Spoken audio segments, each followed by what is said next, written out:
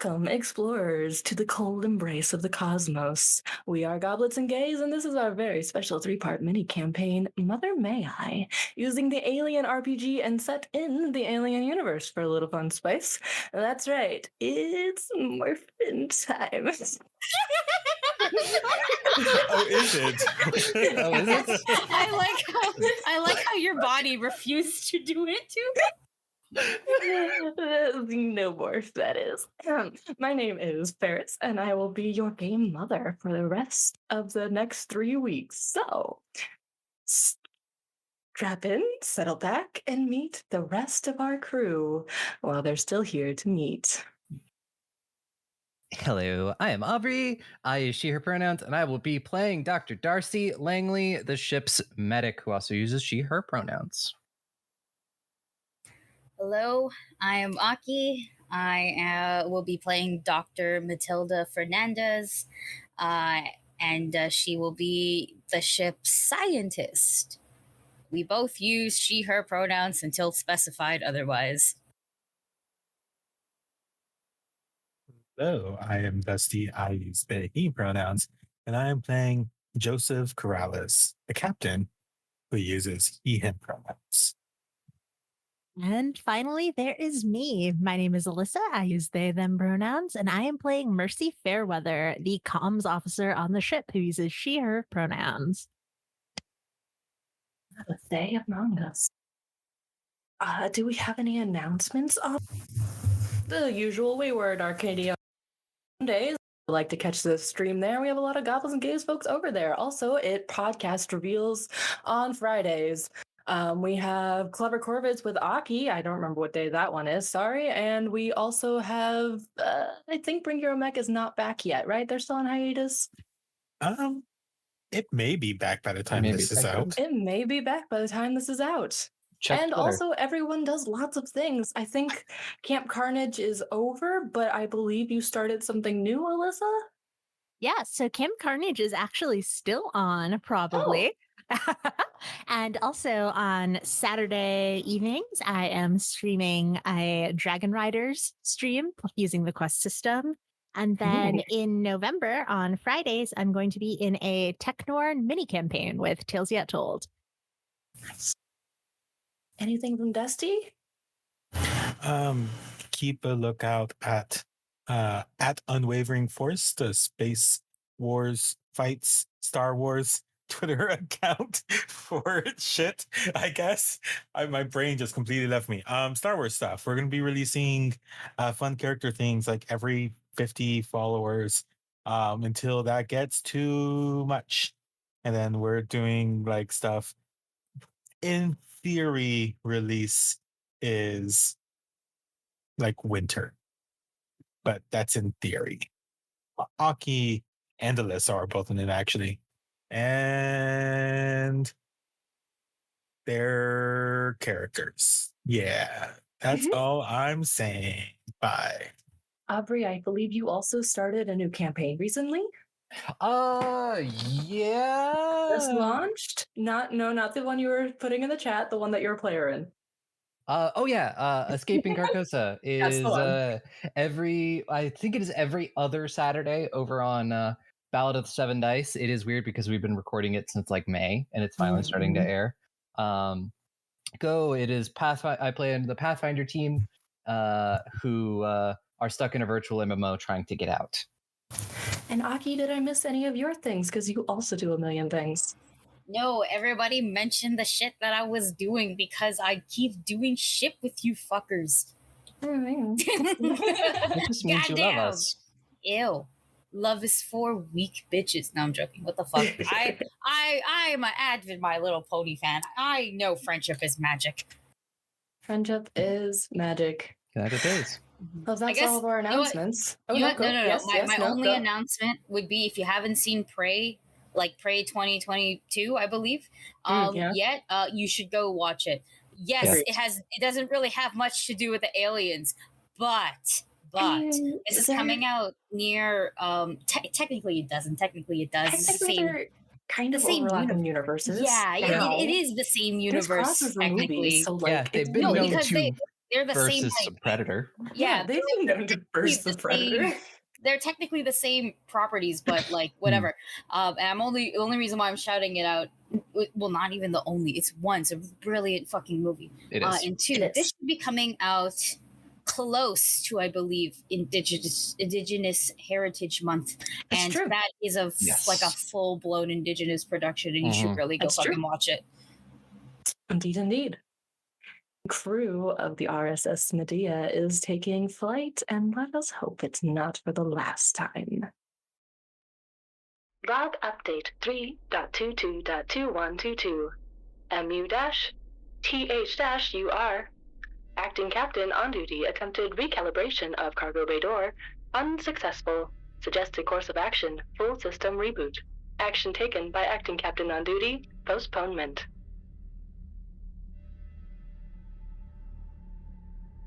Log update 3.23.2122. Corrales Joseph, designation captain. I went to check on the cargo bay door to verify Vesper's reports. It seems to be stuck closed. I noticed the attempt to access the cargo bay by Officer Fairweather, though it seemed to be simply out of boredom.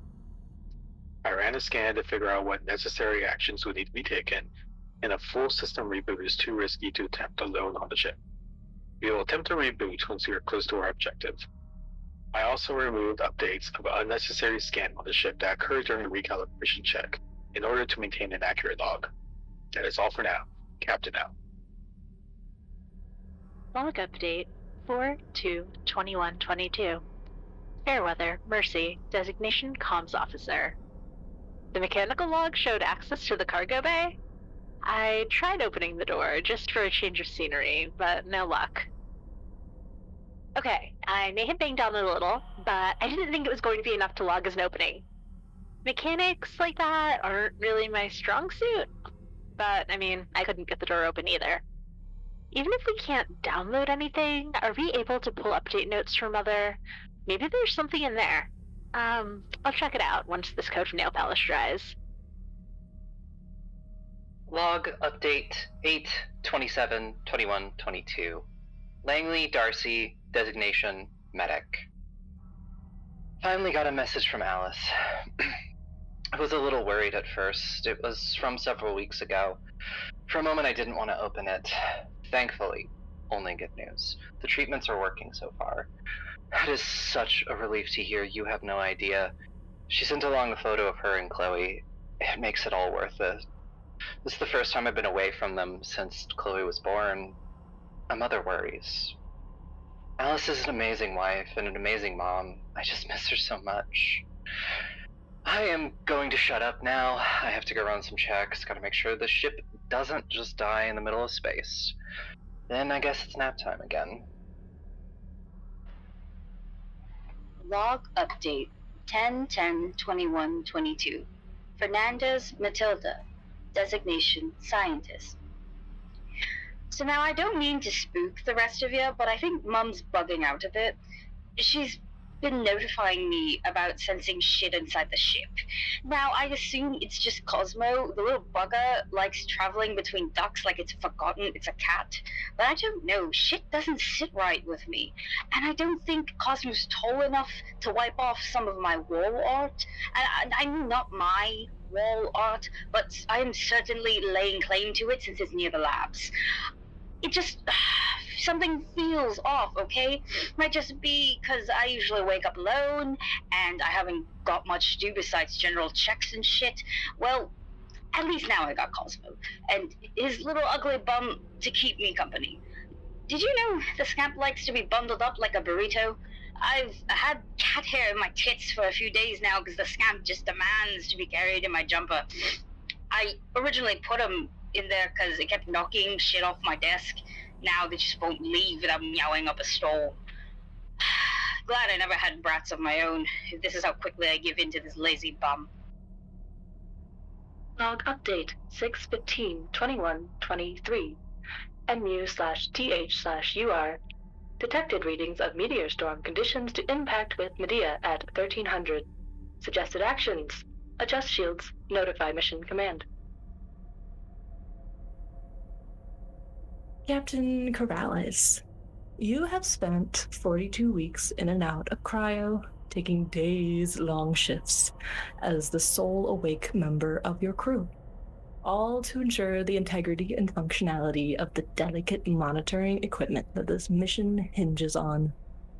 Human beings do not do well in total isolation, and as the RSS Medea accelerated farther and farther out of consistent communication range, the isolation became harder and harder to ignore. Now, you know that logically, some of this would be due to NDD, the neurological distortion disorder, and the effects of being out of hypersleep during faster-than-light travel. But URSA, the Institute of Research in Space Exploration, has at least offered some methods of mitigating these effects. Still, though, they may help with the paranoia, prevent the epilepsy, the dementia, but they don't help with the silence in the halls, the emptiness out the window, or the hollowness in Mother's synthetic voice. But this is your last extended shift, your 7th shift. In just a few more days, you will go into cryo one last time, and when you awake, you will finally have crew members. Roll 1d6. 2. All right. You have no effect yet. The neurological distortion disorder is not affecting you on this shift. Now roll me another d6. Corrales. 3. Someone else received a private transmission that was accidentally put in your folder. Did you open it? As captain, yes. It was just a nice little note from Dr. Langley's wife about an update on their child's status.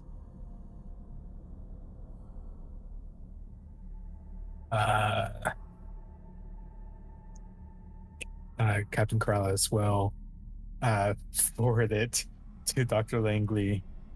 Just very clearly, it's like, this is in my inbox. It is now in yours. Hope you're doing fine when you wake up. In your opinion, does the message already show as read? Yes. Okay. I do not feel that it would be a new occurrence for stuff sent to me to be shown up as unread. Very true.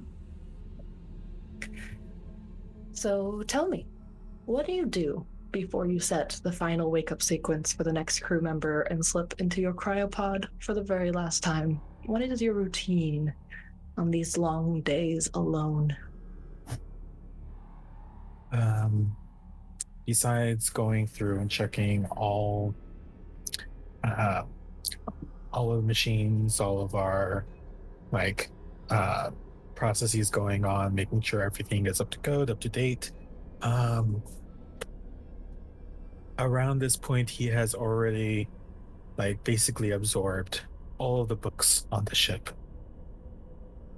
and has gotten to a point where he is rereading them, and just to pass the time is attempting to write sequels to them, because there's only so much you could do on the ship. So now the Lord of the Flies is now Lord of the Flies 2. They're not good though, because for Corrales, they don't have the gift of writing. They're just kind of trying to just attempt exactly where it left off with very little imagination going forward. I think he gets points for trying, though. He doesn't accept trying points. Oh, no points then for Joseph. All right. Then you pass your days of solitary writing and reading and doing general captain things.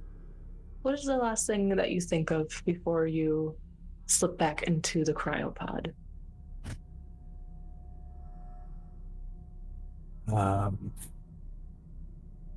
The only thing that they will be thinking of is just knowing the exact date that they will be able to get to where they're going to and finish this trip so they can go back.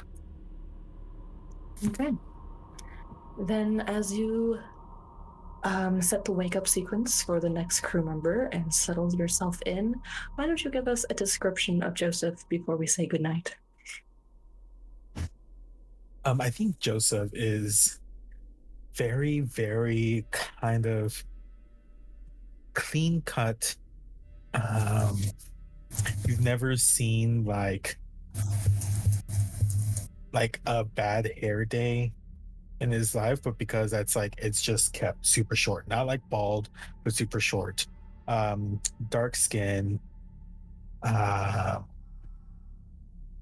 usually just wearing the standard like jumpsuit with the like captain like insignia on it that just says J. Corrales. The most defining feature of it would just be that he's a captain. Very, very dedicated to the job and hasn't really shown much else. So that's the only way you identify them, as the captain. Excellent. Then we shall move along to the next shift in this final rotation, which would be Officer Fairweather. I need you to roll me a 1d6. That is a 1? A 1. No effect for you yet, as far as the neurological distortion disorder goes.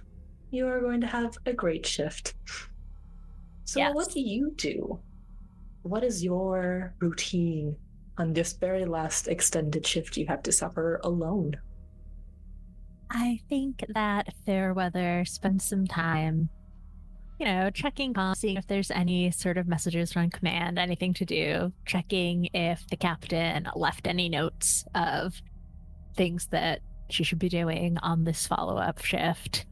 Other than that, she spends her time making some little edits in Joe's books, drawing some little marginalia creatures, and playing with Cosmo if they'll let her. The cat doesn't seem to like her all that much. It can probably tell that she is really, really desperate to be liked by the cat. Aww. So tragic. But she tries. She tries too hard. And otherwise, just sort of doing what needs to be done and just vibing. One of the things that I brought was a magnetic tape player. So I think that she runs through like the 2 tapes that she brought a lot. Excellent. Roll me another d6. That one's a 3. Roll it again. Nope, that was another 3. Okay, that was a 2. 2. You received a transmission from home. Was it a welcome one? Yeah, I mean, of course it was unexpected, maybe, but I mean, hearing from my girlfriend, we haven't quite defined it yet, but it's great to hear. Excellent. Well then, I think then the last thing we need from you is, what do you look like as you slip back into the cryopod at the end of your several days alone, knowing that when you wake up, you'll see other people again for the first time in 42 weeks. Yeah, so Fairweather is sort of a short woman with medium brown skin, and for the occasion of actually seeing people upon waking up, she's taken her brown hair and pulled it up into a messy bun. She has sort of soft features and dark eyes behind white cat eye glasses. And because this is going to be, seeing the rest of her crew for the first time in a really, really long time, she has dressed in a very crisp button-down shirt and trousers. Excellent. Well, the next one who would wake up would be one of the other members of your Mina Harkness, who is your pilot. We don't care about her right now. So we'll move to the one who comes after the pilot, which is Dr. Fernandez. Yes, I'm here. Hello and welcome. I need a D6 roll from you. 2.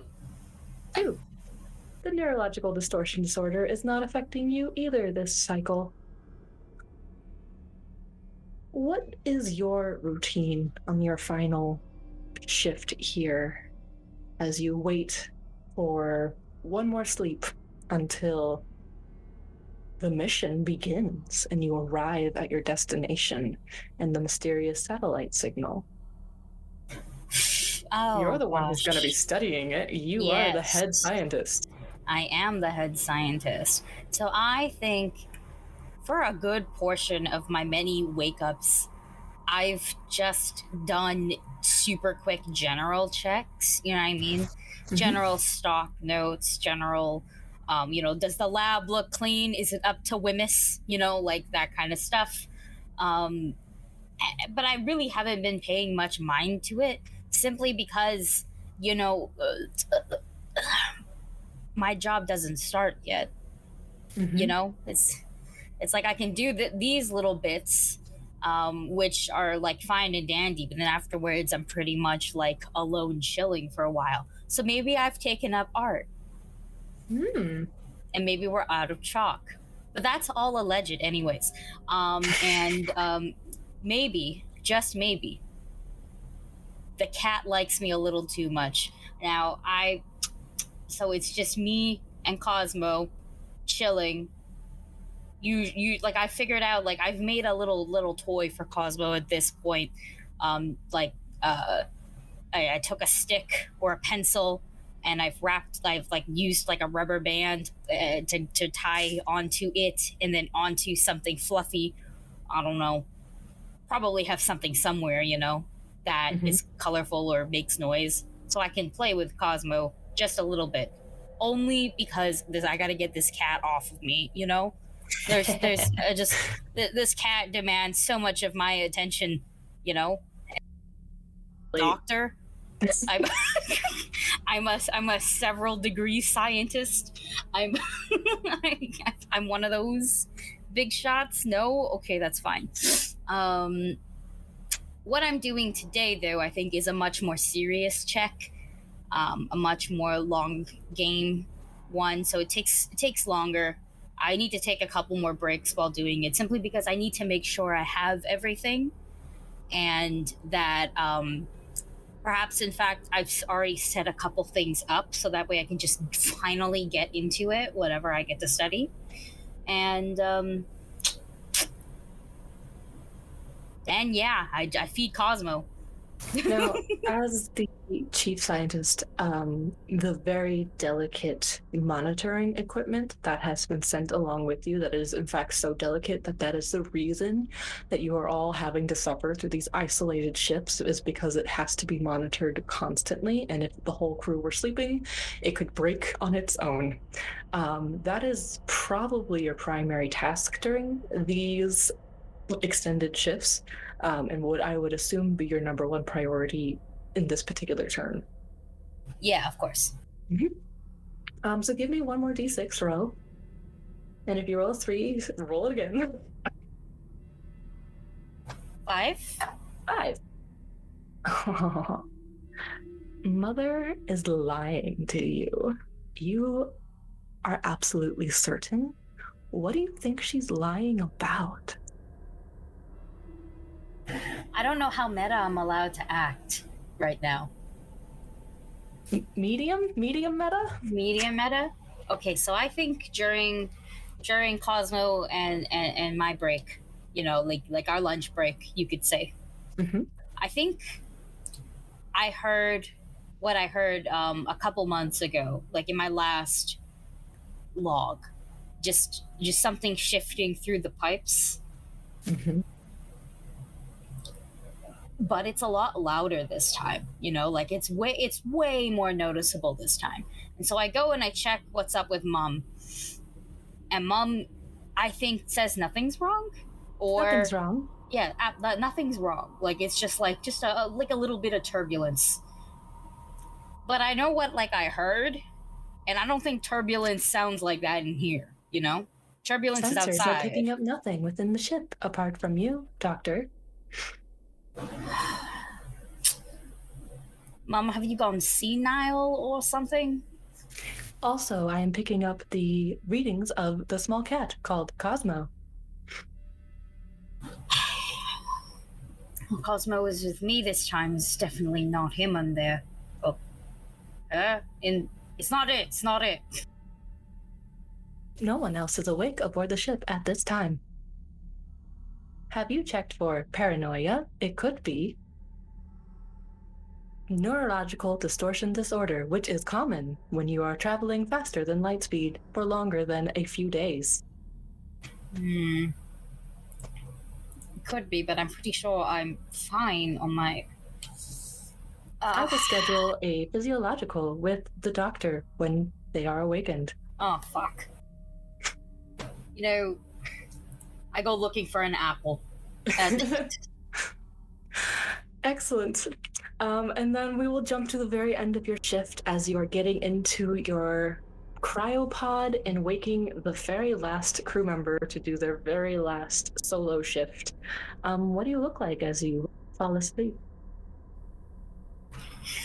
So, Matilda looks kind of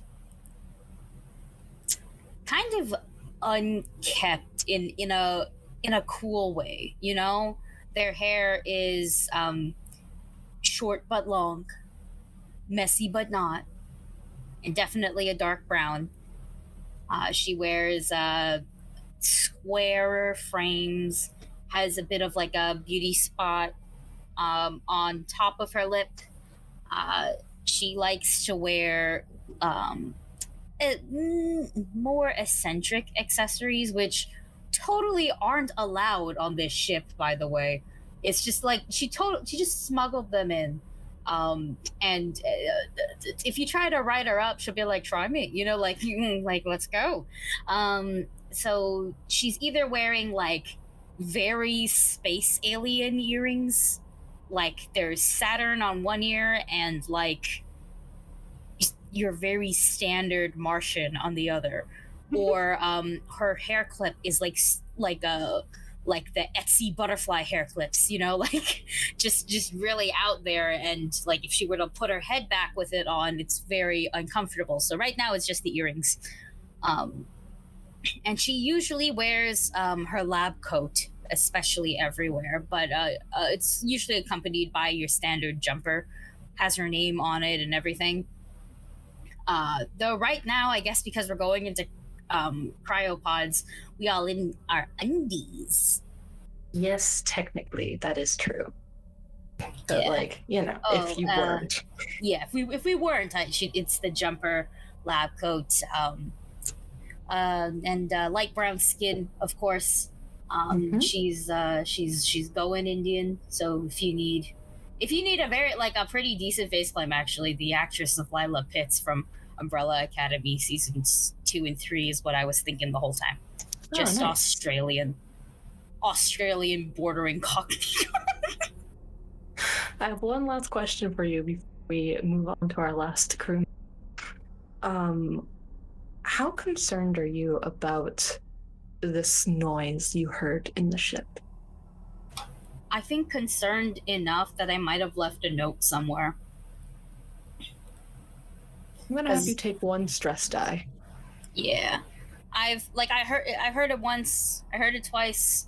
It could be me. It could just be me, but I'm pretty sure it's not, since I have an item, I believe, that fully fucking scans me. Pretty sure. Or did I take the other one? Who knows? So yeah, it's just it bugs me to have heard it and to seemingly be the only one to have heard it. So yeah. So far. All right. And that brings us to our very final crew member, Dr. Langley.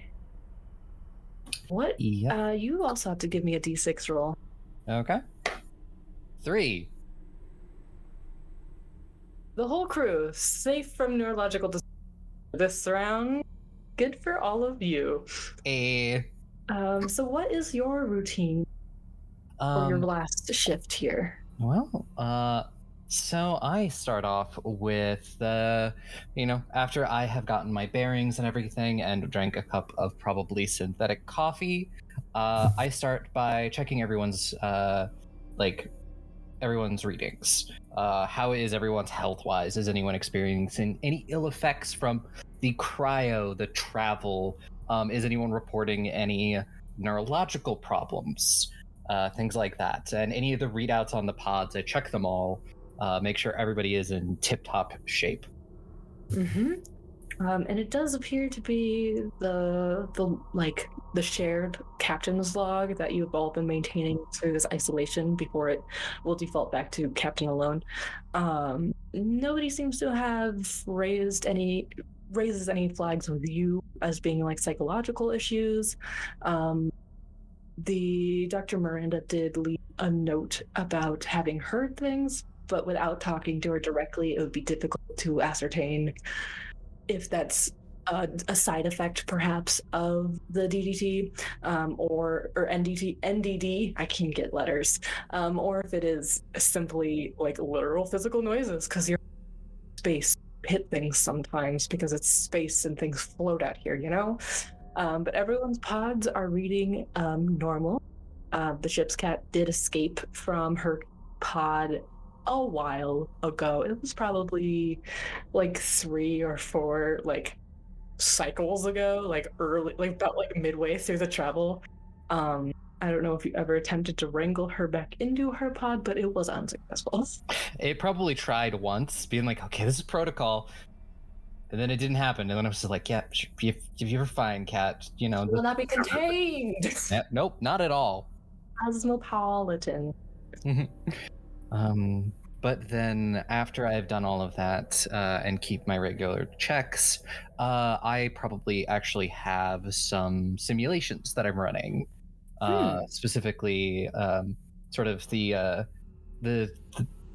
disease that my daughter suffers from. I have simulations running on that, because what the company is doing, helping is a new treatment, and they hope it's going to work and hope it's going to work long term. But me being a doctor, I just want to be sure, so I'm running simulations on that, or things like that. Maybe I'll write a paper on it at some point. But it's yeah, I definitely have. And other than that, it's like, I am aware of the stress of this on space, so I'm doing my best to stay healthy and stay active. Excellent. I need another D6 from you. Mm-hmm. We're running out of numbers rapidly. 5? Nope. Do it again. That's a 3. That's a 2. Nope. That's a 6?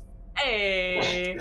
How many times have you actually engineered or thought about engineering an emergency just to have an excuse to wake another crew member? The answer may be 0, but I think I've thought about it once or twice. Or the emergency would be like, oh, your vitals dipped. I need to make sure you're not dead. But I've never done it. But it's more of just like, I theoretically could, and it's my job. And then it'd be someone to talk to. Yeah, for like a few hours before I have to put them back in cryo. Mm-hmm. And if the emergency is it more emergency enough? I mean, they could be out for days. They could be. But you never did it. Mm-hmm. So that brings us to our final point with this, which is, what does Dr. Langley look like as you slip back in? Actually, you don't even have to slip into cryo. You just have to prepare for everyone to come out of it, which is why you are the last shift member, of course, as the ship doctor. Yeah. So Darcy is a woman in her mid-30s. Her hair was probably a little bit more vibrant a few years ago, but has sort of faded to that sort of auburn, strawberry blonde. She sort of keeps it. It's either in like a very, very tight bun, or it's, just sort of flowing over her shoulders. It's about shoulder length. She is someone who obviously takes good care of herself, and she's just wearing the standard ship's uniform, like the jumpsuit and everything. Currently, just maybe it's a little warm on the ship today or something. Maybe the heating is acting up, so it's like tied around her waist, and she's just wearing the tank top and a good face claim, if I'll continue with that, would be Bryce Dallas Howard, specifically in like the first Jurassic World film. So that is how your journey out to your mission went. But what is your actual mission? So, first recorded 15 years ago by the USCSS Resolute, the phenomenon now known as the signal satellite has baffled scientists all over the middle heavens. It is characterized as a pulsing signal beacon emanating from a Class 4 asteroid designated Argo Y569, or sometimes 369, depending on how on the outer edges of the frontier. Some have theorized that this is the signal of a local colony echoing off the asteroid, even though there are no colonies that one might call local by any stretch of the imagination. But there are no mechanical organic sources that have ever been detected from this asteroid, and so the mystery remains. However, due to the dangers of the asteroid field surrounding I-569, no long-term research missions have ever been greenlit for it, because they require extensive and expensive safety precautions, as well as the equipment that would be sensitive enough to actually perhaps locate the source of the signal. Pricey. But thanks to the generous funding by the Wayland Corporation, this unique. So your mission has been, as the RSS Medea crew, to travel approximately 2 years and 32 weeks in total, that's there and back, to the Argo Y569 and conduct a 52-week study of the phenomenon known as signal satellite. Now, it has been 24 weeks that you have been in orbit around said asteroid. And despite your best efforts, the crew of the RSS Medea has been unsuccessful in making any strides toward uncovering the secrets behind the satellite signal. Mission Command is displeased, and despite only being halfway into the mission, that, as far as you were aware, was fully funded when you set out, there is unsubstantiated talk of Ursa's sponsors, Wayland Yutani, pulling the plug on funding. To make matters more complicated, all of your delicate monitoring equipment that had to be oh so carefully maintained during the out is interfering with the comms equipment now, making outbound transmissions unreliable. Worst of all, the bloody cargo bay door is still stuck after 24 weeks. What has morale been like on the ship this week? You've been awake for 24 hours, I should say. You have been working the mission for 24 weeks at this point. Probably fairly either morale is low or people have just stopped caring about the job and just want to. I think it's very focused on the mission, There's stress, all of that fun stuff. But, for the doctor, it's just gonna make sure everybody's okay physically. Do you not care about our mental health? That too. But I am more of like a doctor of like physical medicine. They would never put a fucking therapist in space. No. They would never. Mm-hmm. And I think on Matilda's end, Matilda is that fine line of not caring or caring too much. And it just jumps between both. She cares too much when she's kind of like in her labs. specifically, because that's what she came here to do, study, and now she's not being able to study, and it's like, I got all of this shit ready. Okay, one of those things. So it's like in the labs where she's easily reminded that she's not able to do what she came here to do. This feels like a waste of time on a yearly basis, when she's outside of the labs, though, like in the lounging area or literally anywhere else, she does not give a fuck. She could give less fucks, actually, and is just chilling, most likely with the cat. Do you feel any additional pressure being the chief scientist and knowing that the entire mission hinges on you? No, actually, because I haven't been able to do anything yet, right? So it's like, chances are I might not be able to at all. Technically, the failures up till now could be interpreted as being failures on your part. How? I don't drive the ship. Oh, the ship is stationary at this point. Oh. You're orbiting the asteroid that is emitting the signal. At this point, it's all up to you. Oh, I see. I thought we had not reached yet. No, we have arrived. We have been arrived for a long time. Well, then the fact that I'm not finding anything, is definitely upsetting. Mm-hmm. But upsetting in a way of, if I don't find anything, I don't find anything. I still get paid. It's just a little. It's just a little upsetting that I have not found anything. It's like,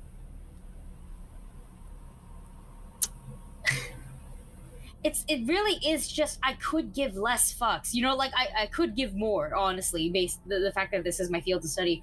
It really is just, you ever get something, you work for it, and then you realize that it's just like, I really don't care anymore. Mm-hmm. Mm-hmm. That's what it is. It's like being burnt out. I really couldn't give a shit.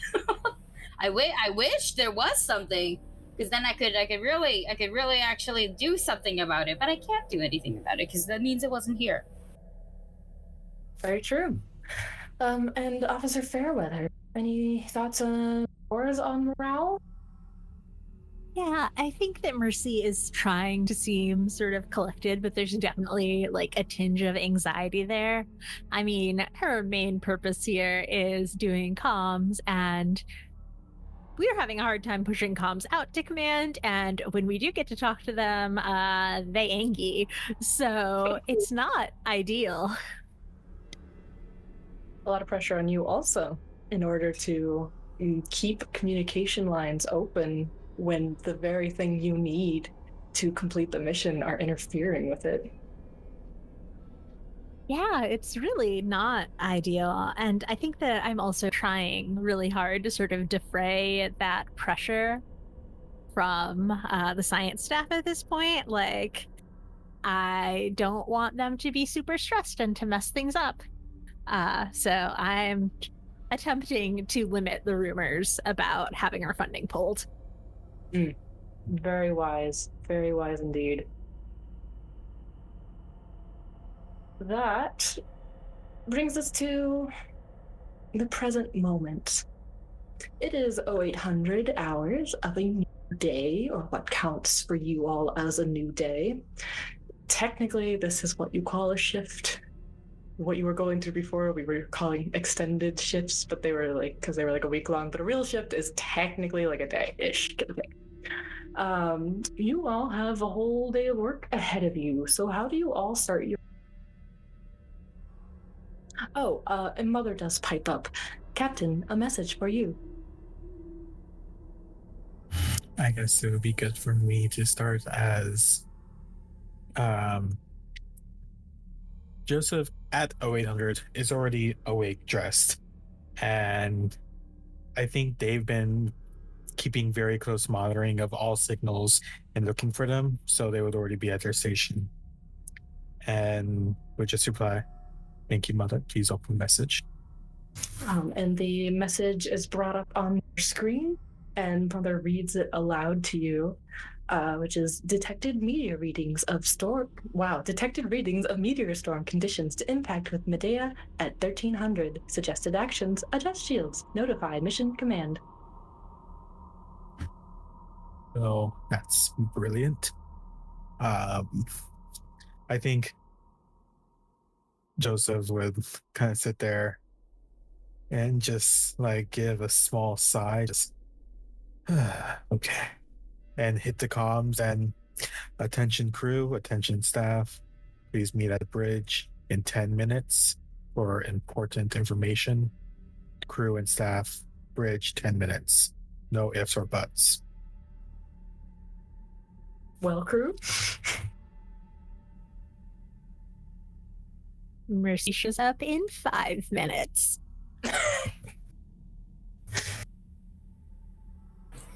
I say, but if, and I'll go. But what I try to do is I take like one of Cosmo's treats and I kind of throw it on the side in an attempt to throw the distraction over there and then run.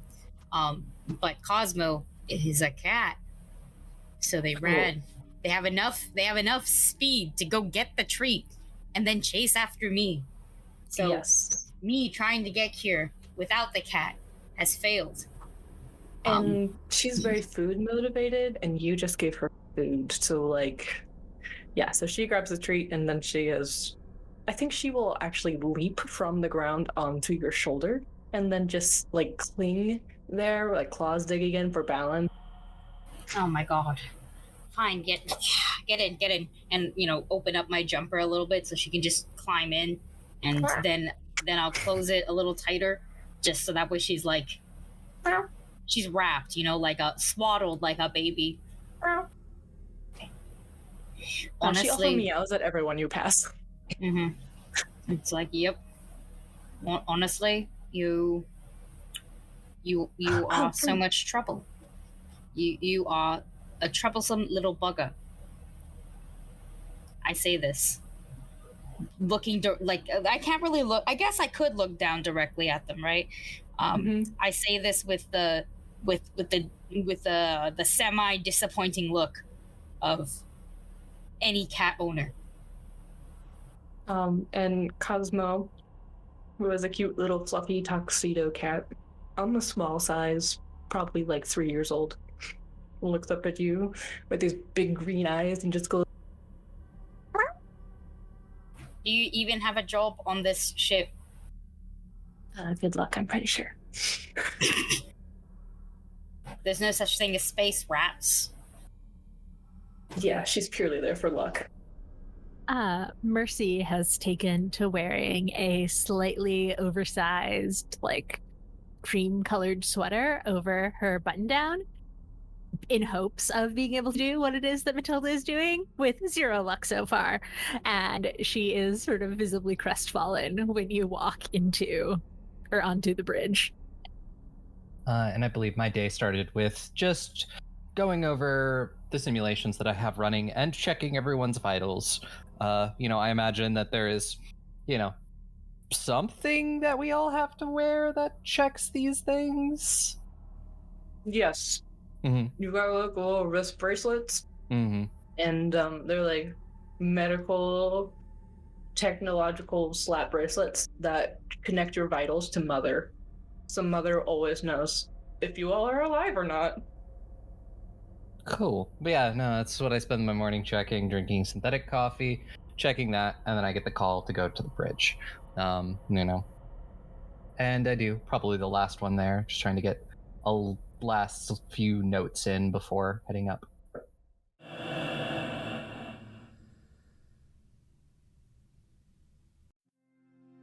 Rooted in our deep research into Korean folklore, Nine Heavens Press presents the Kickstarter for our first book, Undying Corruption. This adventure book will take players through levels 1 through 17 as shamans and exorcists, fighting off undead forces plaguing ordinary people. Brewing underneath what should have been an ordinary job, you'll discover a terrible conspiracy rooted at the heart of the Majocracy of Tangguk. Our Kickstarter is fully funded, and our team of largely Korean and Asian American artists and creators are excited for the chance to bring you all manners of stretch goals, such as original archetypes and races. Come and discover an adventure rooted in Korean fantasy.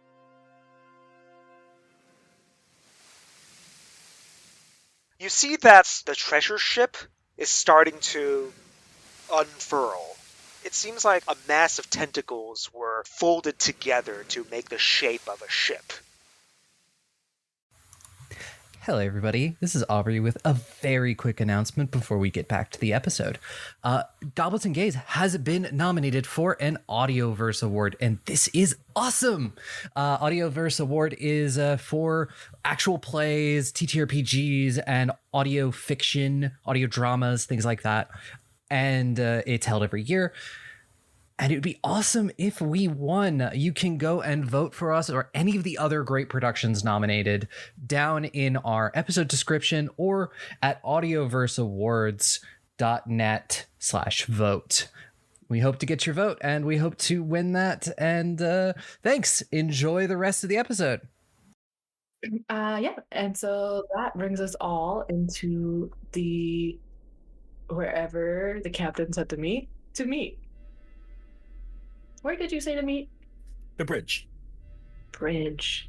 I believe that would put us on deck A, if I'm not mistaken.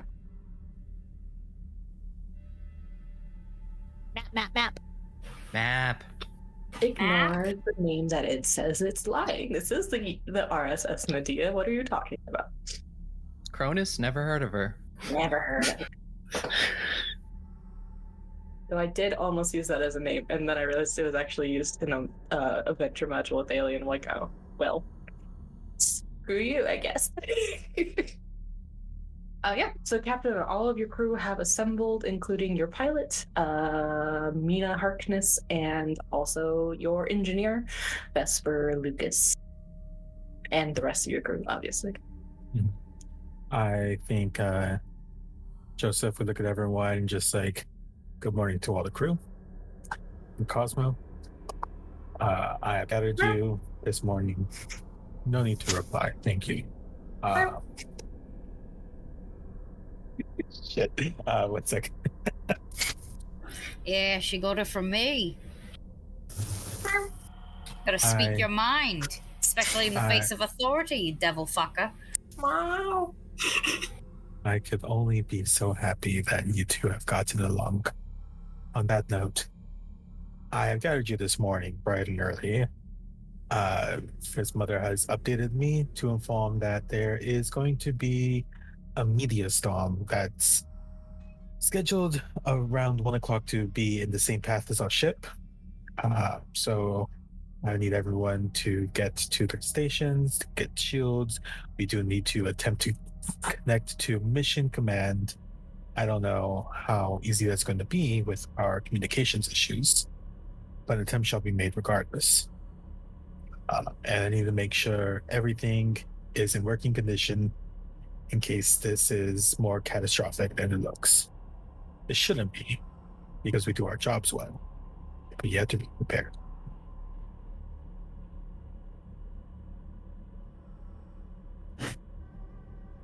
Yeah, understood for everyone. Yes, Captain. Yeah. Shit. Actually, out of character, what is the machine that I mostly that the really hypersensitive one? Yeah, I've just been calling it the super delicate monitoring equipment. If you have a more scientific name for it, use it. I've never thought of one. Oh shit. You think we have you think the SDME can like handle it? Mm-hmm.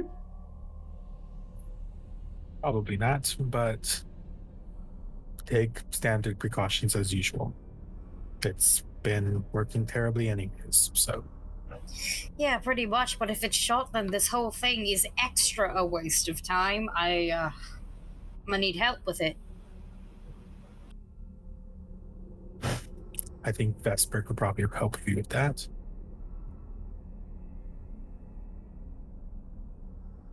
Yes, indeed, I totally can. I got you. That's what I'm here for.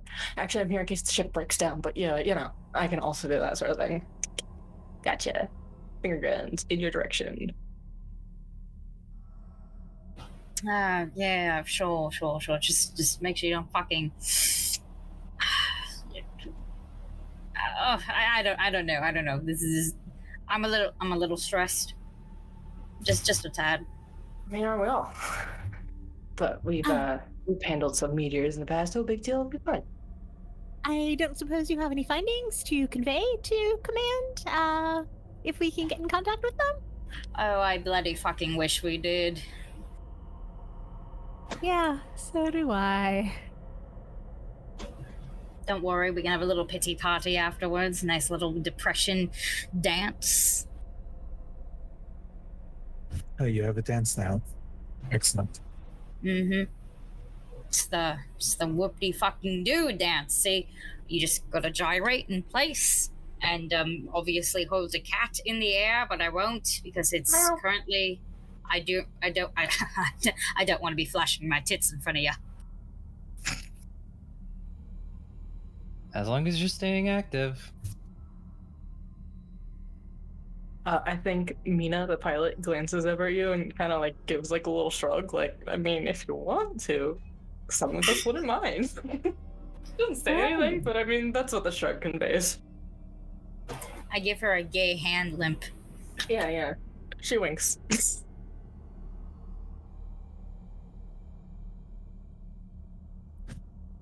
Well, it seems that we all know what we're going to do. So let's get to it. We have, this is Dustin doing math, less than 5 hours. Go forth. Who wants to go somewhere first? What do you want to explore? You have important information for all of you that you would be well acquainted with. There are 3 decks on the RSS Medea. There is a top deck, which includes like the cockpit, the observation deck, the bridge. It has like the cryopods, or some of the cryopods are located there. And like, what does it say? Like examination room or something like that. And then there's the B deck, which is like the main deck. I'll mosey you all down. Deck, here we are. The bridge is on B deck. Whatever, who cares? The bridge is on A deck now. I don't care. I make the rules here. Which contains like the living areas. Science labs are in here. Here. This is where like the engine pods are like level with. If you were to, they're external, obviously, but that's where they are. There's like a whole like viewing deck on the back, which is part of like the science room, but it has a big old viewing deck so you can stare at the asteroid that mocks you on the daily. Just fun things like that. And there's like the mess hall, the like air hockey table, like that, vestibules for like piloting up. And then there is the C deck, which is basically useless to all of you because most of the C deck is the cargo bay that none of you can access. There is like there's the cargo bay, which was mostly empty because it was supposed to contain like if you were ever able to get samples off the asteroid or whatever, or if you discover the source then you can get more samples, yada yada. But so far, like, you've taken samples, you've used the modern equipment working. You just can't take large samples because you can't get in the freaking cargo bay. But there's also a smaller mini bay that is where all of like your food, your rations, your equipment, that's where that stuff is stored. So originally the main cargo bay was intended to hold like a small like loading bay, like a loading vehicle, but it was not included on the trip last minute. Robbed. But yeah, that's the ship. You may go where you want to go, do what you want to do. I will ask Dr. Matilda if she needs a hand. I mean, fuck all, yeah. I need to make sure this equipment stays not broken, because, I mean, breaking it and then attempting to fix it would be doing something. But I'd rather not do that. Yeah, I mean, where would we even have the parts to fix it? God fucking knows. I don't fucking know. But what I do know is that we got a big bloody window to stare at enemy number 1, 2, and 3, and however many fucking meteors come in a shower.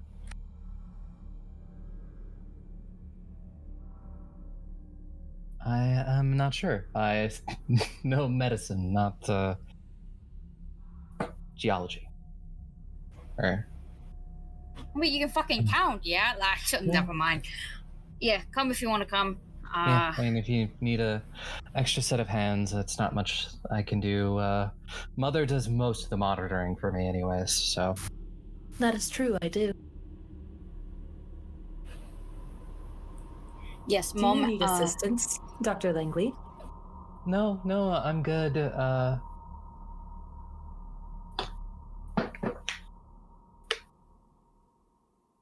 Mom's a bit sarcastic. A bit sassy, or Mummy?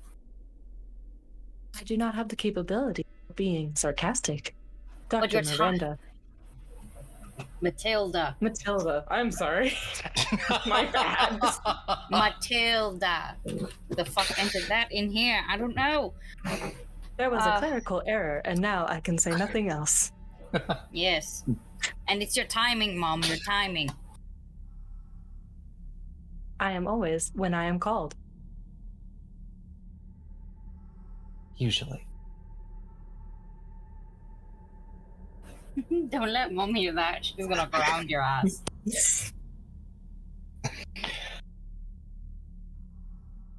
Okay, you all are going to attend to the, what was it, SSMD? SSME? Yes. It's yeah. me! It's me! Yes, It's me. just me? I think when y'all enter, I will fucking Will Smith jazz hands introduce y'all to the SME.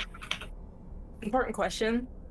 Does the SME have a little tiny red hat with a pom-pom on it?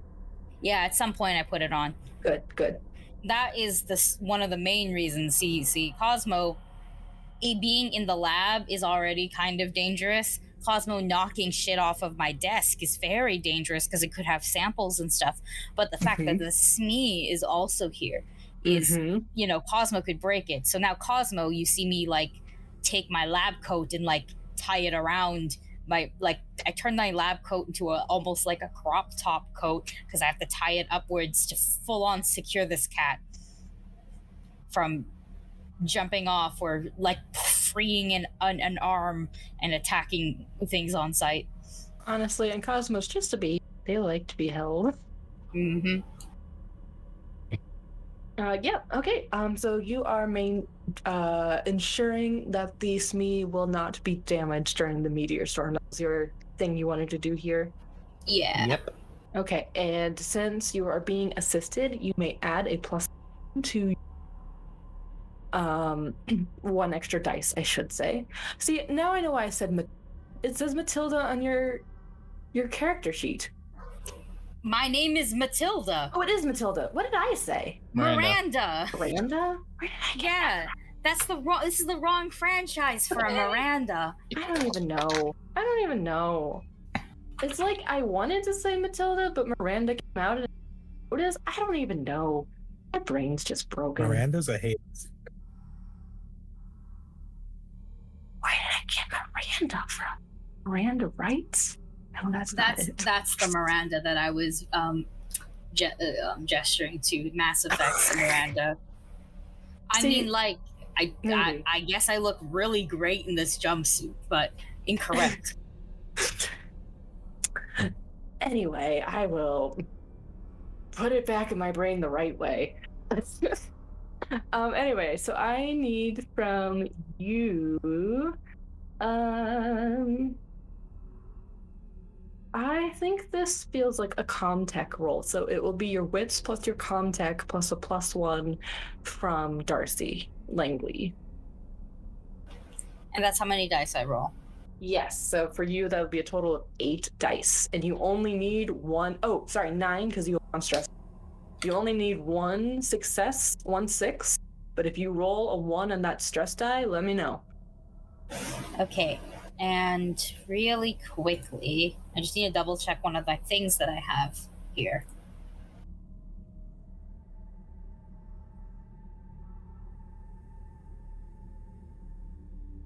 Okay, yeah, I don't need it for. I have an item that gives me another bonus, but it's specifically meant for like hacking doors and computer terminals. So I'm actually okay with that. I'll just roll the. It's 8 positive and 1 stress, right? Yes. Thank you. Just give me a hot second now. Do 1s on the positive dice count or no? Nope, only if it's a stress die. Okay, cool. Okay, I'm letting you know right now. I have a 6 through my positive, and then my stress rolled a 6. Okay. Then you have 2 6s? Oh, do you want me to tell you how many 6s I have? Anything over 1 is fine. Okay, then I definitely want to get new or unexpected information.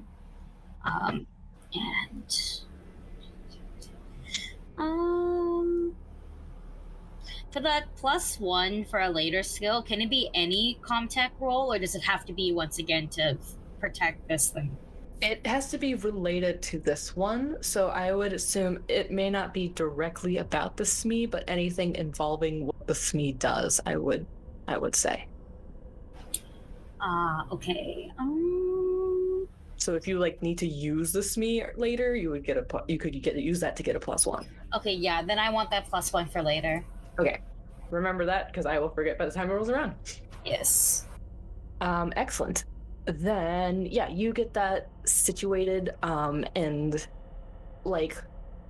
partially deconstructed in such a way that it battening down the hatches essentially, and in the process, as you are making sure all the pieces are still okay, as you're setting them in a more secure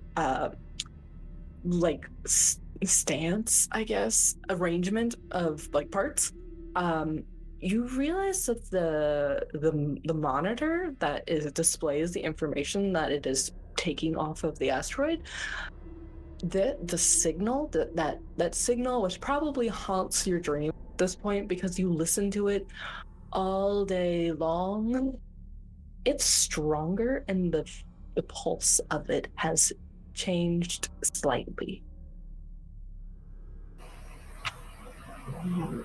I pull out my personal pad. It's the 1 second, has a name. It's a Siegeson PDAT. So it's a personal data tablet. Yeah. And I think I have a little notes app in there, and so I'm jotting this down very quickly and go, oh, finally something.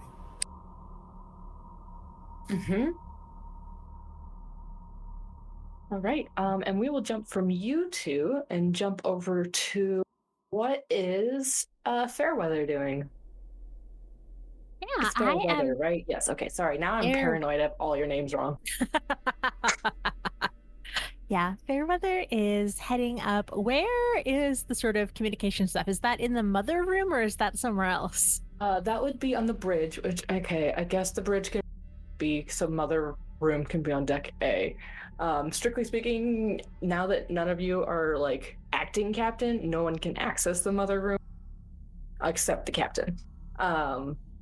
But you can go to the bridge, which would have the pilot station, the sensor station, the tech station, the comm station. That would all be on the bridge. Awesome.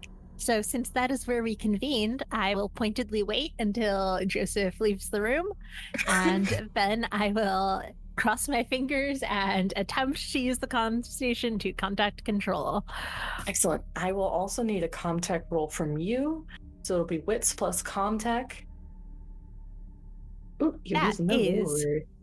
2 successes. 2 successes. Excellent. So you also get a stunt as you manage to successfully open a channel to Mission Command.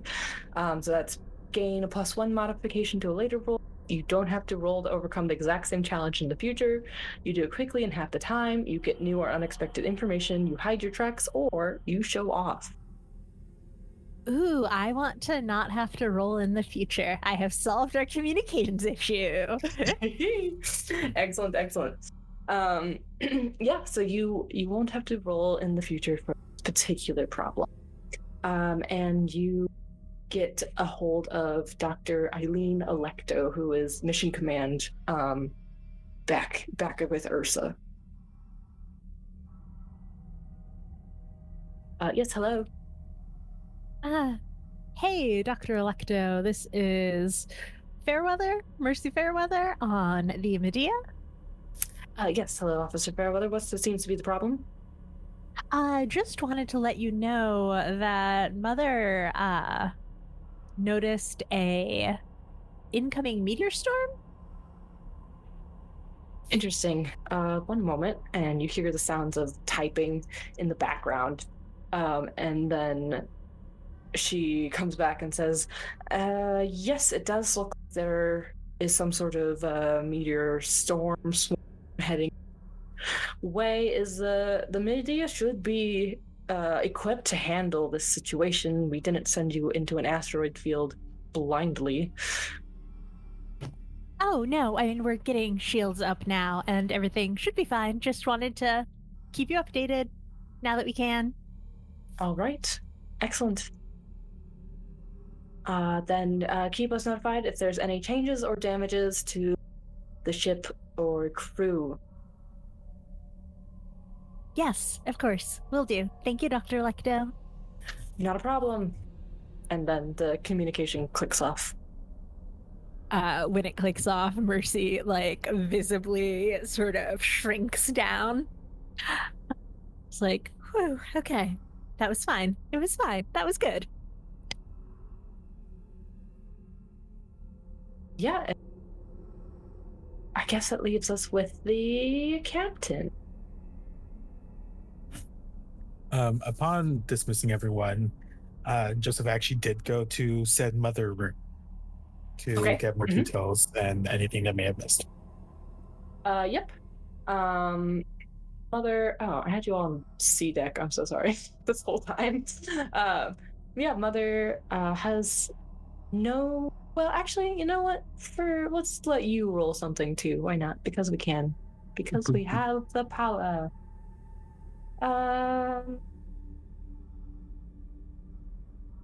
Yeah, let's just make it. Let's just keep up with this comtech. Wishful comtech. Go ahead.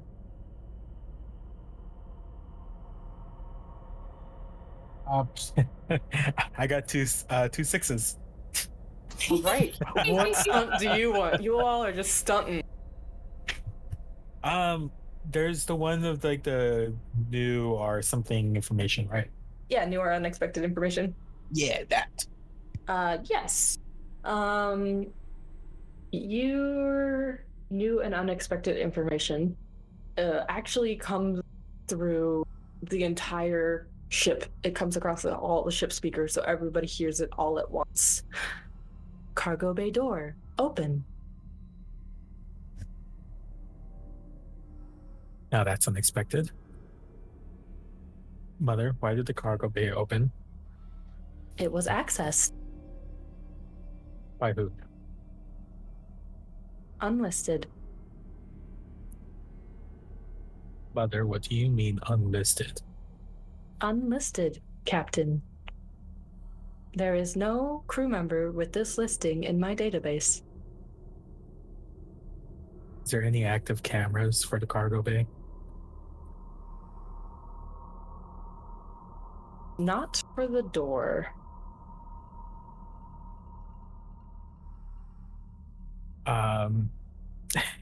Then I think Joseph is going to stand up. It's like, thank you, Mother. And is going to go to another comms. Is crew continue what you are doing. I will go check the cargo bay. Crew, are you doing what you're told? No. No. Y'all can go do that. I finally found something, so I'm gonna keep doing this. Yeah. Just scream if you need anything. I mean, will I even hear you? It's the void of space. I will say Joseph is going to stop by their quarters because as captain, you do have access to a firearm. Is correct? You're going to grab it because if it's something unlisted, they don't play around. Would. Yes, I think it would be fun if we all wanted to in the cargo bay at the same time. I just think that would be neat. And you all come to the cargo bay door, which has mocked you mercilessly for like an entire year at this point, give or take your experience of that year, as you spent much of it in cryo. Up until now, it has never opened. But as you get near it, the keypad on the side is glowing green, which it has not glowed before. It has been red since like 2 weeks in. Oh, wow. Did Vesper figure that out? Guess they finally figured it out. Vesper coming around the corner. Did I hear that the door opened? The friggin' cargo bay door? Is it really open? Why are all of you here? Because this has been my puzzle since for forever, and I have done everything, and it just now opens like on a whim. Are you kidding me? Congratulating our engineer on their great work opening the cargo bay door is good for morale, Captain. That is all what I did. I unlocked it. This is me. I doubt that was you, Vesper, because it shows up as unlisted, which is why I asked. I hacked it? Wait, what? Vesper, you have been unable to hack anything ever this whole trip. I read your logs. You've been unsuccessful. I read a book and learned a new skill, much like you learned how to write. There's no hacking books on this ship. I read all the books. I downloaded it. Learned how to write might be a bit of an overstatement. I mean, I'm trying to be a little nice. Joseph is looking at everyone. I would appreciate if all of you got back to your stations. Yes, Captain. And I'm going to leave. Oh, I'm done. Great. Go man your station then. There's nothing to man.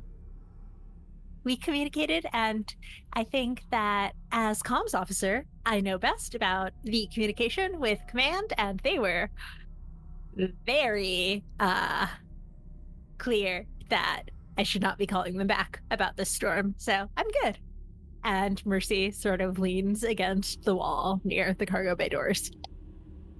Damn it, I didn't do the pull rank talent. You didn't? Nope.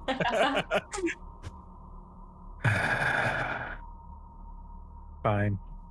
Then just stay behind me since I'm unsure of who did this. And either Mother is playing tricks on us, or there's someone that we don't know that's here.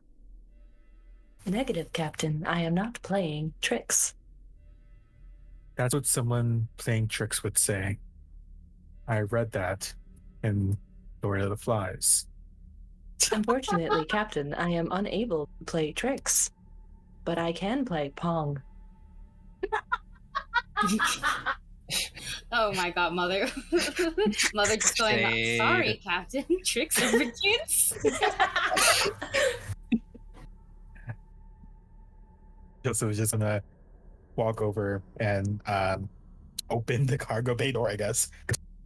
Yeah. Well, does the thingy, the panel, have any like things suspicious, or is it just like glowing green as in like I'm open now? There's like a little key code you would put in, like your personal code, and whoever it's coded for, that it would open. That's how a lot of the like specialized rooms, like the lab, works that way. The med bay works that way sometimes, depending on like what, like if there was like a toxic substance in there, you could lock it to anyone except for Dr. Lingley. And like Mother's room is also like that, where only the captain's code will let you in there. But cargo bay door is supposed to be everybody's code lets you in, but nobody's code has been allowed to be let in. Brilliant. Well, then I'm just going to go ahead and open. Yeah. You open the door and step into the cargo bay, and it is large and pretty much empty. So it's empty. Is there like, are the lights on? Are they off? The lights are on. Most of them. There's like a handful that are out because they haven't been like maintenance the entire time. But like most of them are still on, and you can see where like the vehicle you were supposed to have was not put because you did not get the vehicle. You can see like a few spare boxes. Looks like there's some crates under like a tarp, but there don't seem to be any people in here who might have accessed the door. I mean, it's possible they accessed the door and then turned around and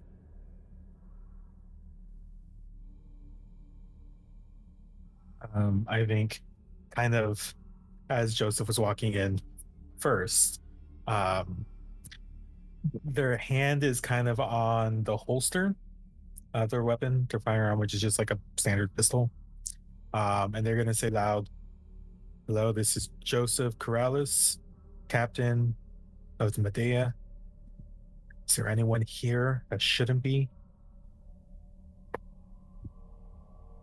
Mercy, do you follow him in? I will follow in and stay behind, as instructed. The halls are vast and empty. Your voice kind of echoes a little bit. They're going to ask, "Mother, could you determine whether or not there's any other things or people in the cargo bay besides us?" I sense 3 figures in the cargo bay, Captain. Did Vesper join us? Vesper did not.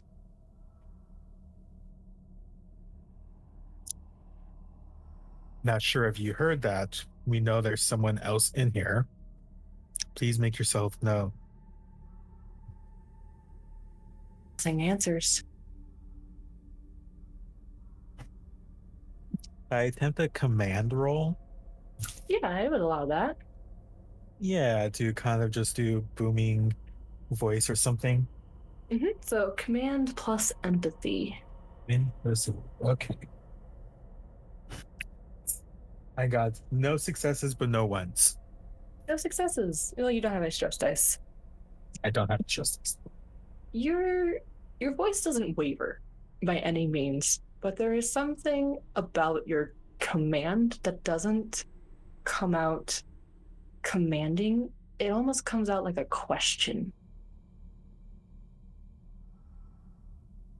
And nothing responds. I'm going to look at Fairweather and just be careful. Keep your eyes open. There's someone in here besides us. And Fairweather adjusts so that her body language is very like open and welcoming, and says in a light, friendly voice, like, "Hey, we're super grateful that you opened up the door. It's been stuck for a long time. Can you show me how you did it?" Raised eyebrows. Nothing responds.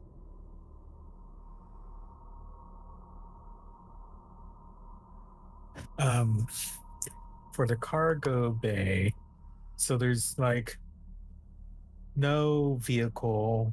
Is it just like a wide empty room, or there's like hallways leading off of it or something? It's mostly it kind of looks like a spacey warehouse, essentially.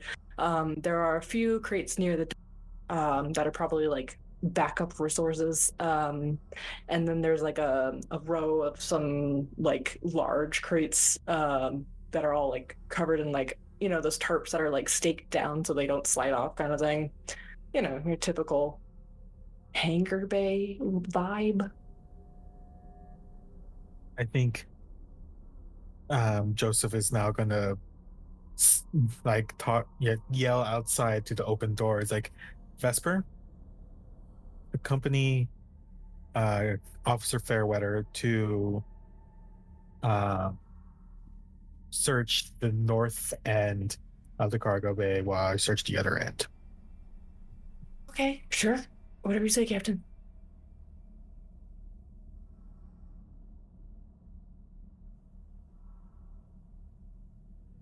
I will sort of roll my eyes, but go along with Vesper when they show up.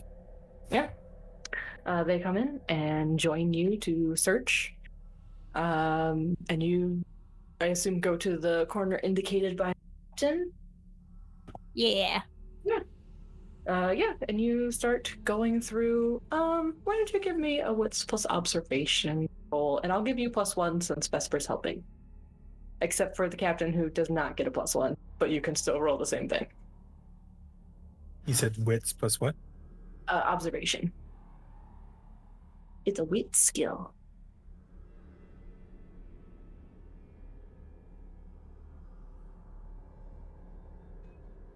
Okay, that is 0 successes and 1 1, but I don't have any stress die, so it's not on a stress die.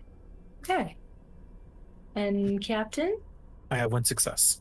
1 success. So for your success for observation, you are searching along the side that you said you would pick, and it's about that moment. You're coming around the row of like the tarp covered crates, and you're coming along behind them, and you hear movement. Something is between 2 of the crates, but you can't really see because the tarp is covering them.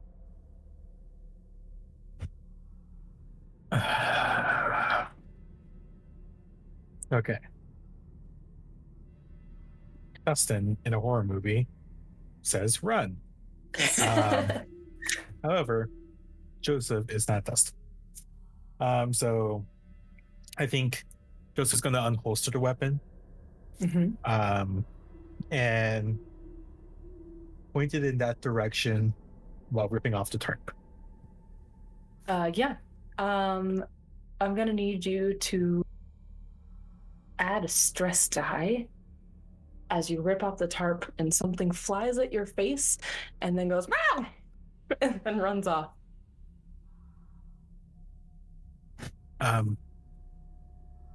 Is that? Yeah, that was a cat.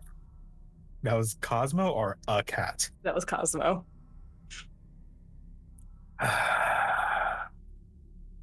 It's great to see you as well, Cosmo.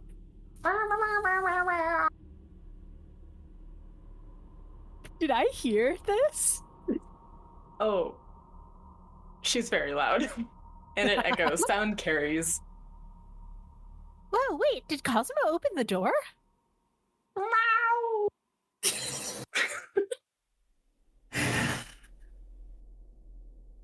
Maybe that explains why it's unlisted. Mother kind of pops in and says, Cosmo is a listed member of the crew. Fuck. Fairweather, your friend is here. Why don't you either accompany them or lead them out? I'm going to check the rest of the cargo bay.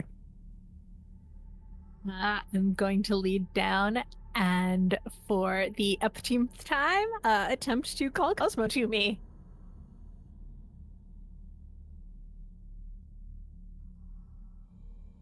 Are they dealing with the real life Cosmo?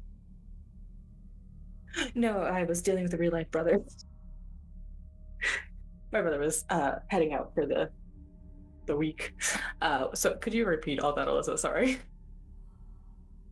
Oh, yeah, no worries. I just said that I was going to lean down and for the upteenth time attempt to call Cosmo to me to see if I can take them along as we continue observing.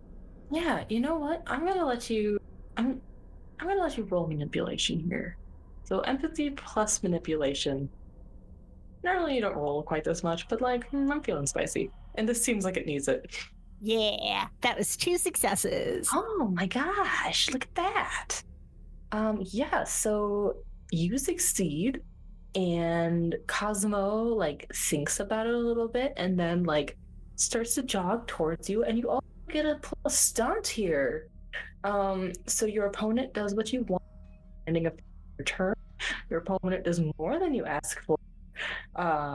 Your opponent is impressed by you and will try to help you later on in some way. I want Cosmo to be impressed by me so badly. Cosmo's super impressed. You're not sure why. You don't have any food, but Cosmo comes running over to you. Did. And even leaps into your arm. Mercy looks absolutely beyond joyful and sort of ties up her sweater in a similar way to what Dr. Matilda did earlier to make it into a little baby Bjorn for them, and continues walking around with the captain. Yeah. Yeah, Captain, what are you... I think the captain, like Joseph personally, is going to walk around the whole cargo bay to determine themselves whether or not someone or something is in here. If it is actually empty, and they are going to go back to the bridge just to make sure everything else, to make sure they're on deck once you get to the storm. Mm-hmm. The cargo bay is super empty. You do find in the corner, there is a vent panel that is missing some screws, kind of skew. You can probably guess that's how Cosmo got in. I don't think the cat has a key code, and if she did, I doubt she could jump up and enter it with her little paws. But one never knows. Joseph puts nothing past anyone. They are going to take a note of this open vent, and will actually, they're going to take a note of this vent, and they actually want to go back to the mother room to see mother. There was a vent that seems to be missing some screws in the cargo bay. Could you please show me where a vent leads? Mm-hmm. And she pulls up the schematics on the little like fuzzy green screen, bright green print, and shows you the ship schematics, and then highlights the vents and says that particular air vent leads directly to medical bay.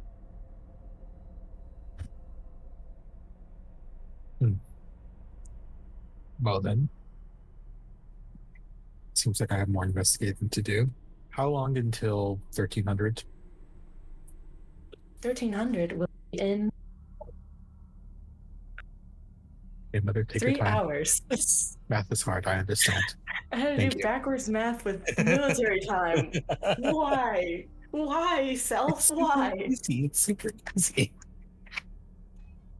Okay. I think unless anyone pings, then specifically they're going to go to medical bay. But like, I'm just going to be going back and forth. So anyone else wants to do other things, like you can go to someone else. Mm-hmm. I was going to follow up Fairweather first, and then we'll jump back to our other to see what you two are up to. Fairweather, are you doing anything else after anything? Anything? I don't know. I don't know. I'm excited that the cargo bay is open. I'm looking around the cargo bay for a little bit. I've got nothing else to do. Yeah. I think Vesper will linger for a bit and fix the vent, and then debate about like not vent, and then fix it, and then unfix it, because like clearly the cat's using. Yeah, but we don't want her to get. Oh, I'm sorry. You cut out for a lot of that. I didn't realize you were still talking. I don't even know why. Maybe it doesn't like my internet in this part of the apartment.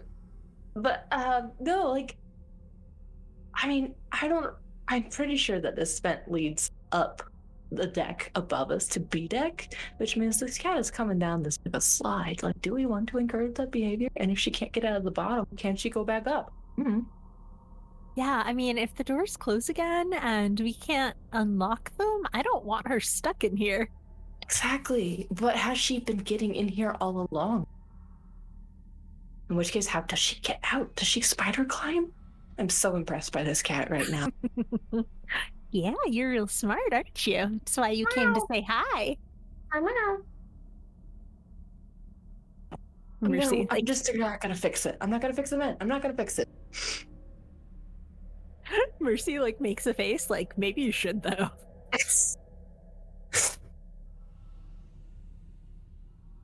No, I'm not gonna fix it. I'm not gonna fix it. Okay, I gotta go do other stuff. Bye.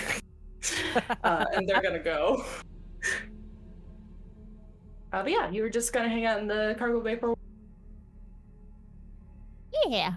Okay, cool. I mean, I guess I don't have a screwdriver, so I couldn't fix it. I mean, you could always go get one if you really wanted to. You could. I mean, they're flathead screws. You could fix it with a dime if you had one. Yeah, I don't know if they even use dimes in this space.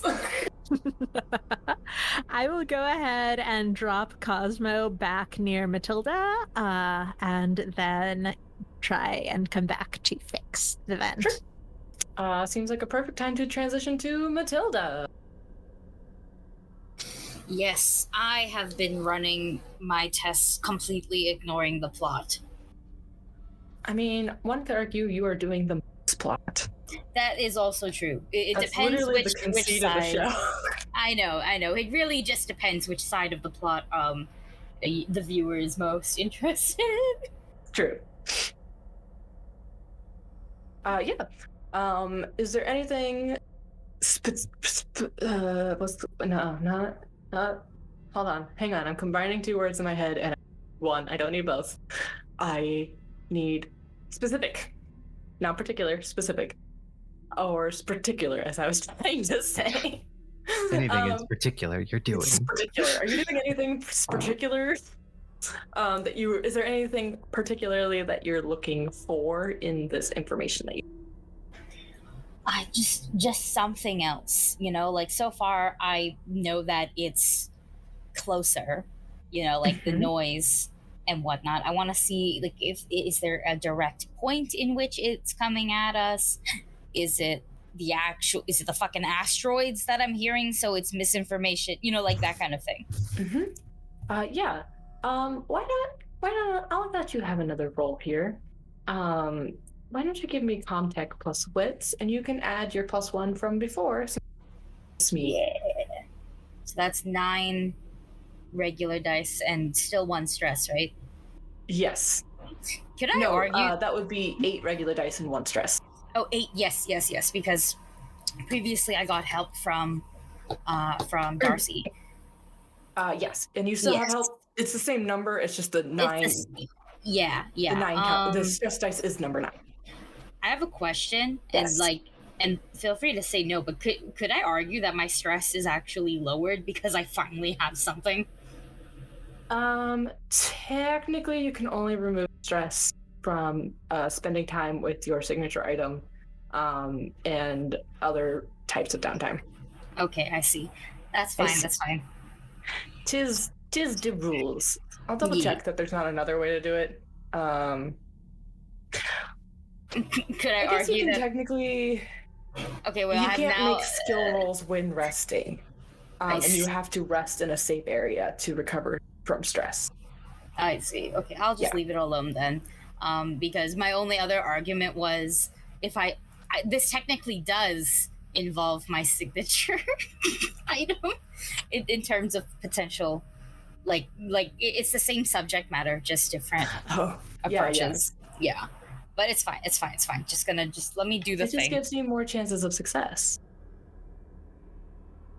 It do. Being you rolling, this just means you have more success chances. Oh, that's a lot of 6s.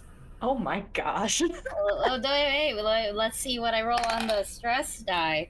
That's close to 1. But it's not 1. Well, good. It's a 2. It was very close. How many stunts did you get? I have 3 6s. Oh my gosh. Okay, so you get 2 stunts. 2 context stunts. Beep beep beep beep beep. Let's. I want something new or unexpected. I want what I came here to get. You know. Okay. Mm-hmm. And.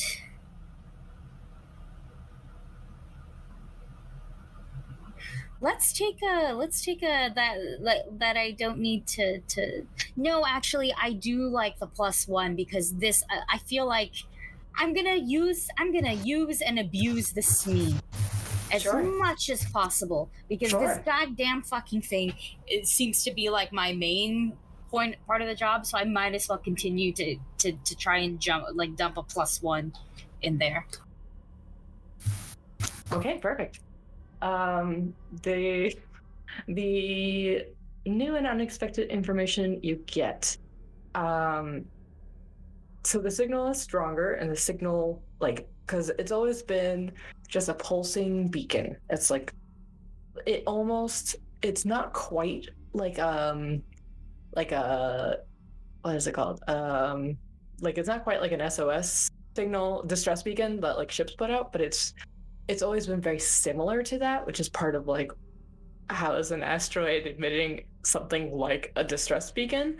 But the pulse of it has changed. And as you fine-tune your stuff and check information against your databases and try to figure out what's going on, you ascertain that this is not just a mysterious signal. It is a signal that it's not identical, but it's very similar to the Weyland-Yutani beacons that go out to indicate that there is a ship nearby. But it's not the same thing at all, but that is what it is most similar to. Oh, what the fuck? And it does seem to be coming directly from the asteroid. The asteroid. Ah, God. Well, now I'm gonna just call bitches over comms. I think, yeah. That's what I'm gonna do. Just try to get a message out there. And just be like, hello? Anyone free? Is there something wrong? Yes? No? I'm actually unsure. Well, one, I got something. Finally. It's a signal, and it's getting closer, and I think it's on the meteor. I'll be right there. I'll be there in a minute as well. But I do have something that I would like to do before that happens. I was just going to jump over to you with that perfect little thing that we do to transition. Yeah. I am back in my med lab, and I heard that supposedly that there's an unlisted person on here. And I do know everyone's vitals are synced up to Mother. I want to access Mother and see if I can pull up this rando's vitals. Yeah, you can call on Mother anytime. She'll answer everybody. Mm-hmm. Yes, Dr. Langley, what do you need? So there's apparently a unlisted person on the ship, correct? An unlisted designation opened the cargo bay door. Yes. Yes. And yes, everyone on the ship is synced up, have all their vitals synced up to you, correct? That is correct, Doctor. Is this unlisted person's vitals synced up to you? There are 7 individuals on this ship. Me doing math in my head. That includes the unlisted person, right? It depends on your definition. So we have me, Matilda, Joseph, Mercy, Mina, Vesper, Cosmo. and Cosmo. Mother, do you count Cosmo under among these? Cosmo is a listed member of the crew.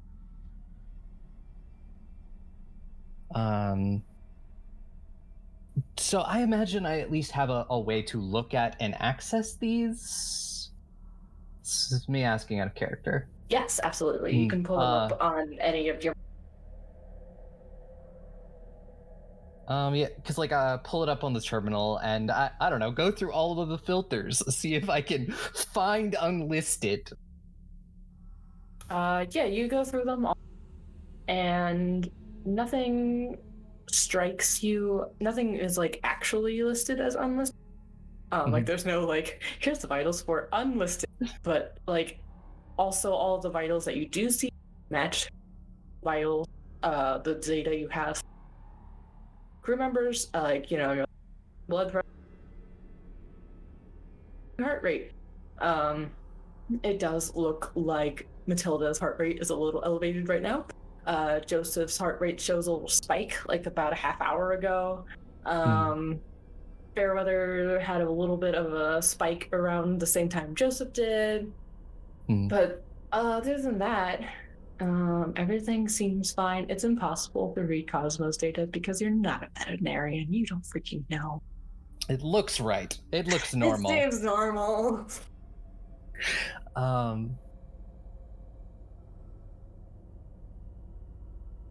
So, Mother, is there anything you can tell me about this unlisted person? Anything about their medical status? An unlisted code was used to open the cargo bay door. I have no unlisted people in my database.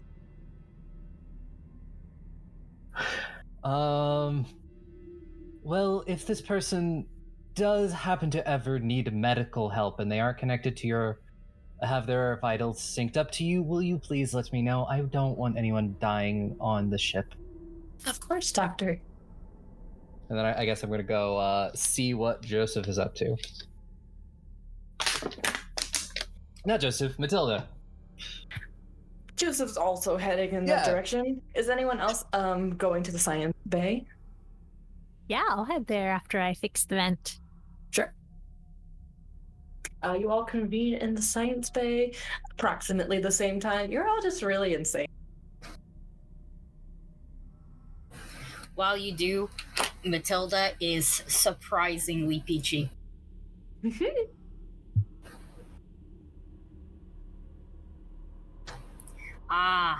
There we are. The cunts of the hour.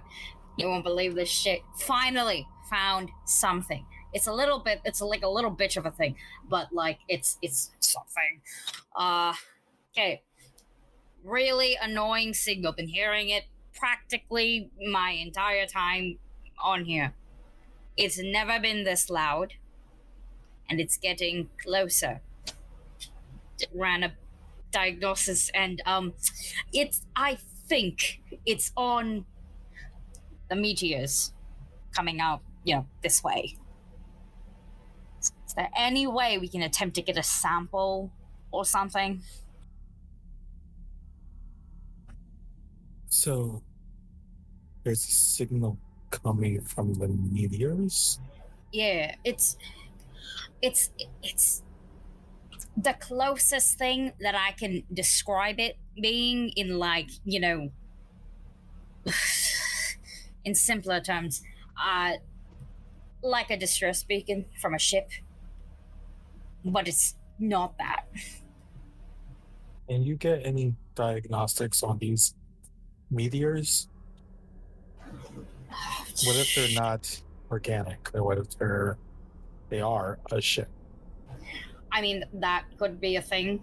I think I would need a sample, though.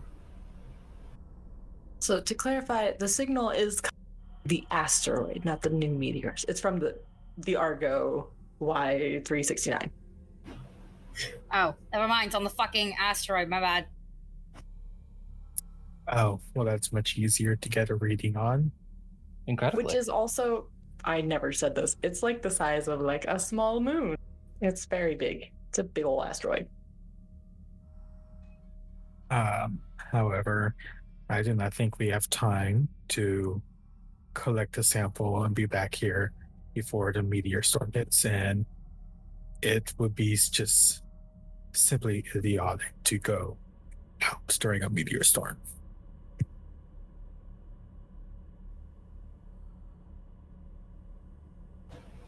Yeah, I get what you're saying. Fuck yeah, okay. Oh, but I want to go now. Fuck. It's about this moment when you hear Mother announce, warning, collision imminent, warning. And then the lights all go out and you feel a ship shudder. What the fuck? Oh no. Right now? It happened right now? Yeah, right this second.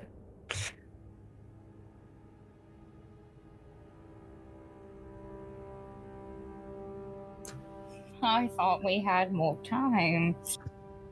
An alarm starts blaring somewhere in the ship. The emergency lights come on. They're sort of like this red tint that illuminates for you all. And Mother just keeps repeating, warning, collision, life support in peril. Look at the captain. All right, everyone follow emergency protocols. I am going to... The bridge is where you go to see stuff, right? Bridge is a good place to go to see stuff. I also need everyone to die to their pool. Take a stress die. Sorry, you say, I heard I need everyone to die. One more time? Yeah. That's not supposed to happen until episode 3. Not quite die yet, but I need you to add a stress die to... You're cutting out so bad. I don't know why. Stress die? Stress die. Okay. We all had stress die. And yeah, the bridge is where I'd like to go to see things. Yeah. You make your way to the bridge, and you look out into the darkness just in time to see, looks like a small meteor strike the node. And all the displays in the bridge are like flashing and blaring little... I guess Mina is the pilot, right? Yes. Over the comms, just like, Mina, I need you here ASAP. This meteor storm is arrived sooner than expected. She comes sliding around the hallway and seat like, yay! Oh, all right. That was fast. Great. And I heard everything got dark. I was on. Okay. Joseph is going to take co-pilot seat, I guess. Yeah, that sounds right. Yeah, and Mina will say, okay, what do you? Obviously, we can't stay in orbit, but the closest thing would be the asteroid, I assume. You want to land on it? Do you see any other options? I thought maybe just collision aversion course, but I mean, if you want to land on it, I can try to land on a moving asteroid during a meteor storm. If that's what you want me to do, you're the captain. Would you rather not? I thought you liked excitement. I like excitement that doesn't kill. We'll be fine. Sure, let's do it. Come on, this is great. I love a challenge. And as she starts to like take control, been like orbiting the asteroid for the last 24 weeks. As she starts to pull it out, you notice a new notification pops up, and Mother says, "Incoming transmission from Mission Command." A transmission. And the mission simply says it's dropped into the shared folder of the whole ship, and it simply says, "Attention, the Hollow One arrives in T-minus 60 minutes. You can look at it if you want. I dropped that in all of your. Yeah. Yeah, it just popped up in Roll20 and I hate it. Yep. The hollow one. No, Farris, does this make sense to Joseph at all? It does not. Interesting. Okay. It does not make sense to any of you if you had noticed that you had a new transmission in the shared folder. Joseph was like, okay, that is a future problem. Also, Domina was like, also, if it makes you feel more motivated, there is a signal originating from the asteroid now. So, more fun. And then over the comms, everyone prepare for landing. We are going to the asteroid. This sounds like a terrible idea, but yeah, whatever. This is Mina. I'm gonna roll for her piloting here. I believe. Since I'm co-pilot, can I help? Yeah, I'll let you add a dice to her roll here. Double check. It's piloting plus agility. That's what I thought. Okay, so she gets 1, 2, 3. Oops. There we go. And then I'm giving her a stress die. Well, she managed to roll 0 successes. No. Did she re-roll taking stress? I mean, listen, I don't know if NPC we push roll, but I'm gonna allow it in this moment. Oh wait, hang on, wait. Joseph gave her an extra die. I did not roll that. Benny, moment of truth here. It's 2. Oh fuck! At least it was the 1. I'll re-roll. 2 pilots. Cool. I'll let her push it, and then if that doesn't work, then you can attempt to take it. But she has gained a new stress die as she rolls this. There we go. We've got 2. Hey.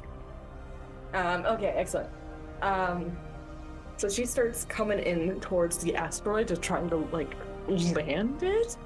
And just as she pulls out of orbit, you all get hit really hard here, and off to the side, and it knocks you way off course, to the point where the ship's barrel roll against anybody's will, and she has to wrest control back out of it, and come in a little bit and she hasn't landed it yet, but given the conditions, you expect to hopefully land in the next 15-30 minutes. She's just got a lot to maneuver through, and it's going to be a very heightened situation. Joseph, I want you to take another stress die. Meanwhile, to the rest of the crew, it would be good for you all to know that there seems to be something wrong with life support. I will be scrambling, trying to figure out what's going on and how I can fix it. Yeah, I think Vesper will also come running to help you out, as you both kind of convene in where the life support not schematics, but stuff is stored, and you start to try to sort that out. There is a flash going on. It seems that one of the impacts from the meteor storm that came much too early looks like it has done something to an exterior panel, so it's possible this is just a glitch that's impacting the system readings, but it's also possible it damaged one of the life support computers that are near the exterior ship. Can I try and reroute anything to maybe something else? Yeah, I would allow that. Because life support is very important. Extremely. And in fact, if you don't get this handled very short, you will lose oxygen very rapidly. What do I need to roll for this? That's gonna be Comtech plus wits? Yeah, to reroute the computers. Okay, I do not have any points in Comtech, but I've got a 4 in wits. I was gonna ask all of your wits. I was gonna ask if I could have gone to help specifically because I'm techie. Yeah, you can have gone along as well. And you can, both Vesper and Matilda can give you a bonus die to your roll, and then you also roll your stress die in this roll. Yeah, forget it.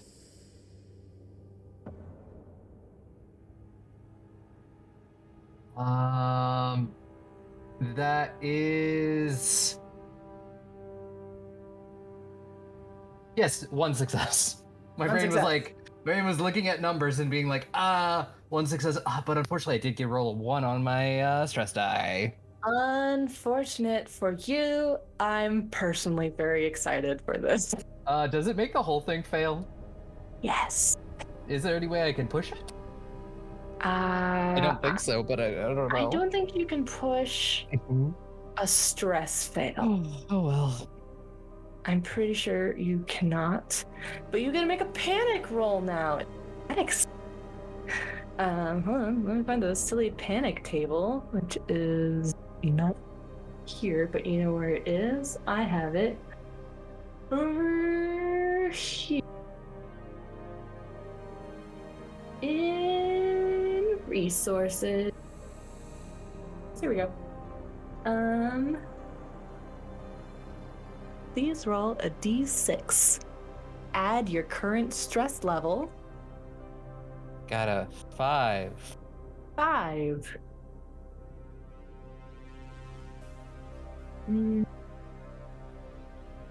Keeping it together, you managed to keep your nerves in check. Barely. So you are feeling the pressure here as if you can't get this fixed. You're all... Yep. No biggie.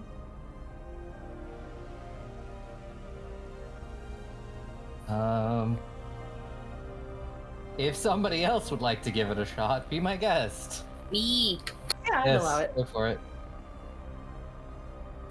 I will say you get a -1 to this because this was like a tech thing, and what she attempted and failed has changed the coding in such a way that you're going around her failure. So you will have a -1 dice to this roll. I do have a system diagnostic Devi, though, so that might help. I wonder if this is Devi in a different way or if it's supposed to be Davy, but I'm assuming that it's Devi. Yeah. And that helps with hacking, though, like, I'm actually gonna reread this super quick. See, it's like it specifically states that, like, you know, I can use this to hack doors and computer terminals, and I'm assuming this is technically a terminal. Yep. So it gives me +2 to contact. Okay. So that would be a total of +1. Yes, exactly. Yes. That's awesome. I rush in. I see that Darcy is fucked up, and I go, "Oh fuck!" and I pull it out, and kind of like, I would assume I would have to, like, let's say, plug it in somewhere and just go nuts, go ham, and I start doing that. Yep. Go ahead. Oh, let me roll my 2 stress die as well. Yes. We're getting so close to the ones, but we're not getting them. Oh shit! I rolled 2. Danger. The stress die is giving me more stress. Actually, I rolled 2 2s, but like when I tell you that the one of the dice went like you know, like it bounced on 1 and then it landed on 2. That's what I saw. I had a fucking Space Jam basketball moment there. Okay. But I do have 3 6s. Okay. Yes, you can also take a stunt if you want. Let's go with You can get 2 stunts if you get 3 successes. You get 2 stunts. 2 cents? Okay. Yeah. Okay. That kind of helps a second. I'm just circling back to what I picked from, which is hilarious because it's just been Comtech that I've been rolling. Yeah. Okay. I think, should this happen again, I don't need to roll the same challenge in the future. So should life support fail again, I don't have to roll for it. I got it. Perfect. Yeah. And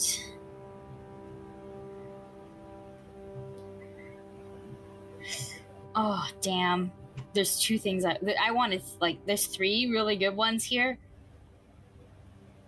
I'm gonna eat me my name. 1 second. My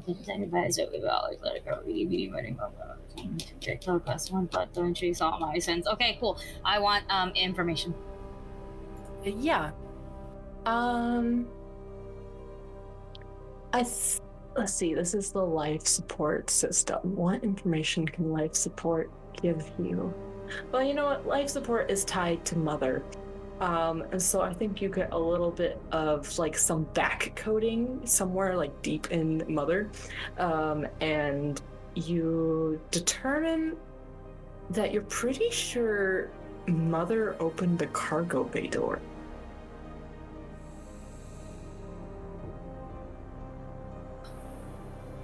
Take a screenshot of that. I pull out my tablet to take a picture of what I saw, just in case.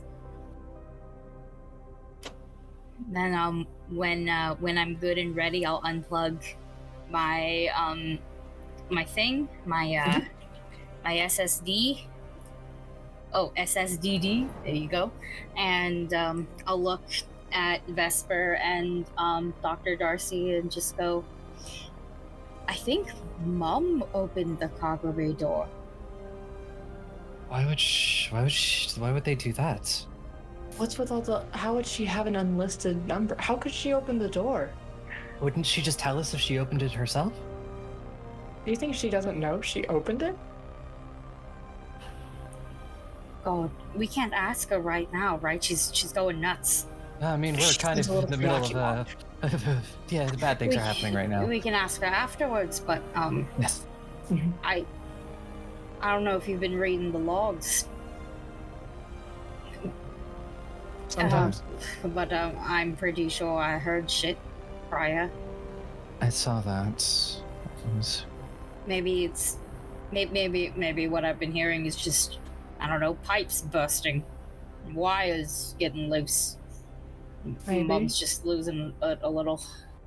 They did say she's an older model of mother.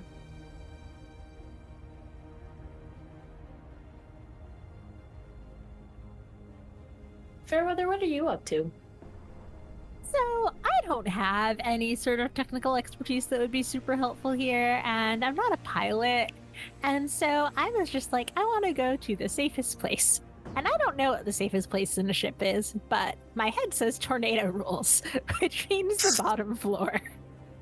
In a doorway?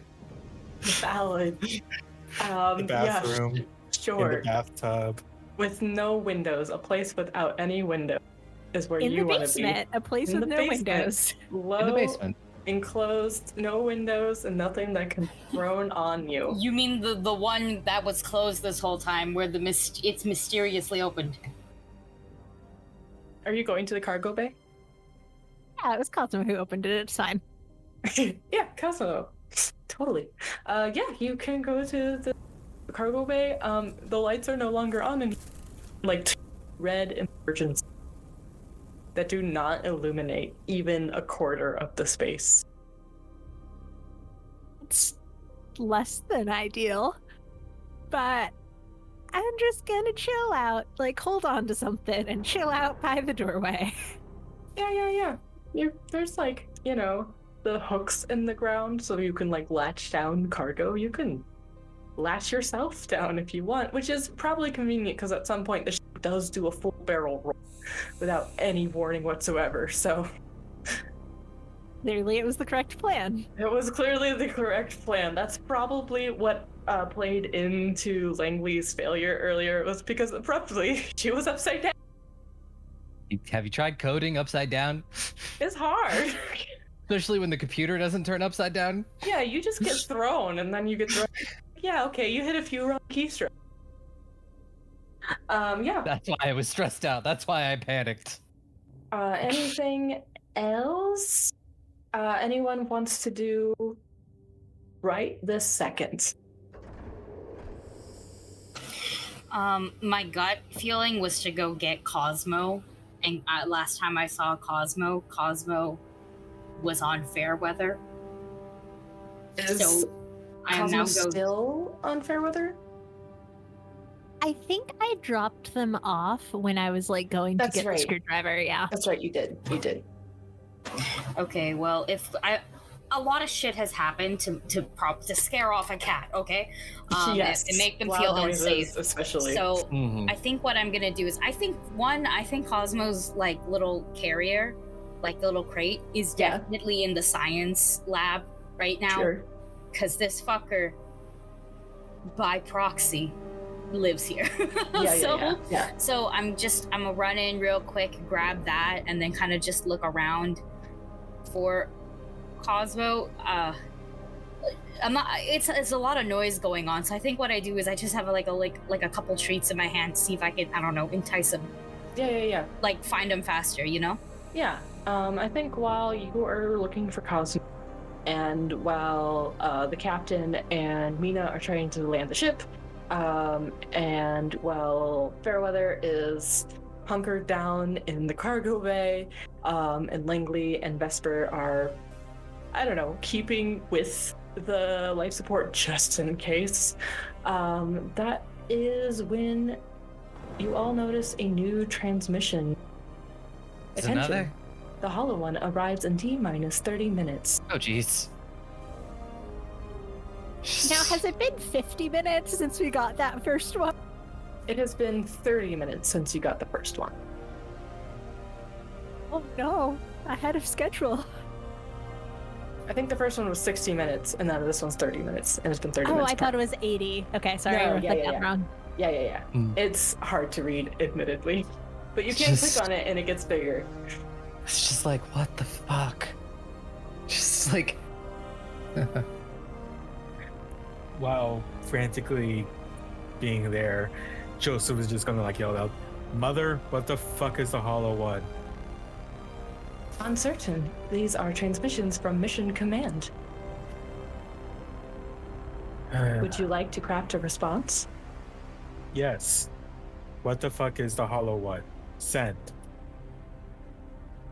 There's like a long pause in between the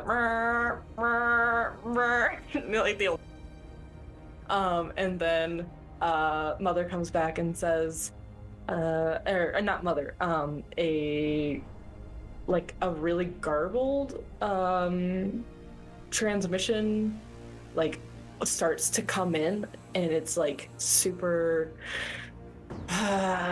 words I'm looking for glitched, so like you can't read anything. It's like it's fully errored out and does not come through. And Mother says, Mission Command has replied. Any way of deciphering this? No. Thank you. You're welcome, Captain. Continues panicking about flying. Yes. Thing to do.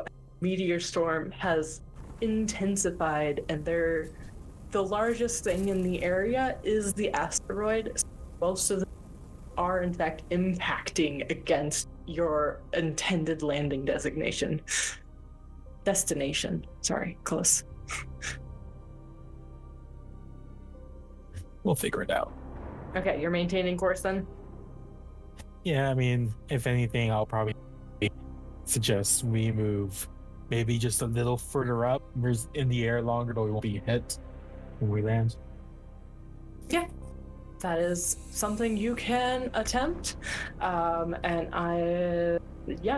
is still in progress, but you're hopeful that you will land soon. But the meteor storm being what it is, every time you try to land, impact, avoid that. So there's a lot of loop-de-loops going along. Everyone else in the ship, if you're not like in a chair strapped down, there are moments where you are just thrown into the ceiling or the wall. So that if you're not strapped down, actually, I think I'm gonna have you take another stress die for the unexpected impacts, which hurt and could imperil you if you hit something wrong. Fuck, I have 3 stress already. Welcome to the Alien RPG game. The alien hasn't even showed up yet. It's okay. I have space meds that take away our stress if we need it. I'm sure you'll have a lot of relaxing after this. Honest to God, I really do think I need to take some sort of point of injury because I'm walking through the halls looking for a cat. Listen. Mm-hmm. Far be it from me to tell a player not to injury if they want to. No, because it makes sense, you know? No, it does. There is, I was unless just being kind because some of you have very low injury or low health. But yeah, mark a health off. I don't mind because I think I have decent health. Like, so I can take it and then, we have a doctor. So like fucking fix me up. But like after I go get this cat, but like logically speaking, unless there's like a goddamn belt, several belts in the wall, there's no way I'm buckling down at all. I'm in the hall. Right? Yeah, and you're So definitely a long way from like any of your emergency or flight like stations where you would normally have like a booster seat in a strap. Like the little flip down seats. Yeah, like it's the middle deck, right? So it's like last time I looked at the map, it was like all the way at the bottom. That's where the med bay and the science lab were. So I'm assuming I'm moving up. So like no, I really doubt, unless I just go fuck it and go into a room, I really, really doubt there's something somewhere for me to strap in. Why don't you give me an empathy to try to find or to call the cat to you with your treats, and then of course add your stress die to that. I have like nothing. I think I have more stress than I do empathy dice. Because I'm pretty sure I have nothing in empathy. What a statement to make. I think I have more stress than empathy. Yeah, I don't give a shit. Is it just an empathy roll? Sorry? If you don't have any manipulation, yes. Yes, I have 0 manipulation. I'm just pure force. So, yeah, empathy time.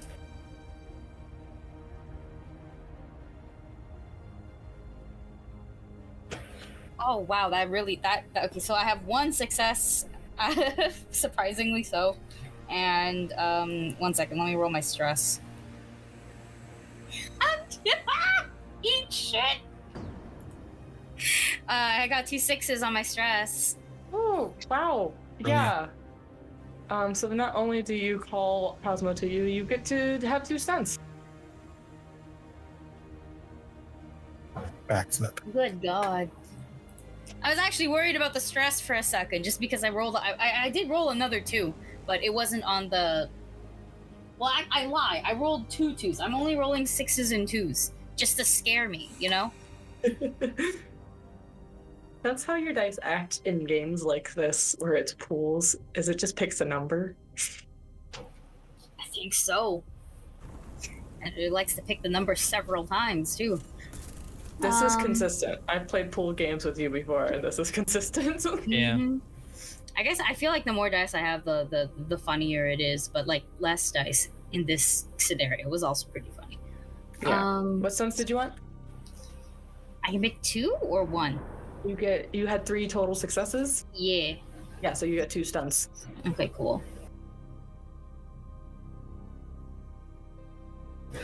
Okay, so I think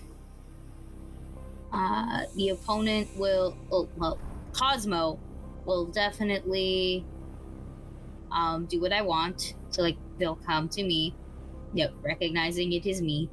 Yes. Cat Mom. Dr. Cat Mom. Yes.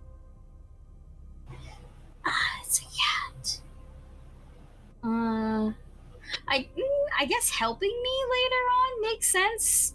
I'm not sure what useful piece of information Cosmo can give me right now as we are tumbling through space on a ship. Unless Cosmo comes in with Dr. Langley's like cool stress-free meds. I just comes dragging some. Just please. The cat got into the locked medicine cabinet. I only have 5 of those, so we gotta make them count. It could also just be that they found it, maybe. You know what? Yeah, give me information, cat.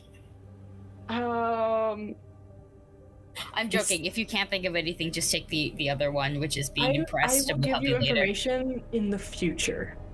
In the form Cosmo of will bring you future information. But does that satisfy you? Yeah, I'll write that down just in case. Yeah. Excellent. So I think by this point, we're just moseying right through these suckers. You receive a third transmission from Mission Command. Attention, the Hollow One arrives in T-minus 15 minutes. And it's getting to the point where Mother is just like announcing them over the loudspeaker. Jesus. I have found a place and I have strapped myself in. It's probably like somewhere near my med bay.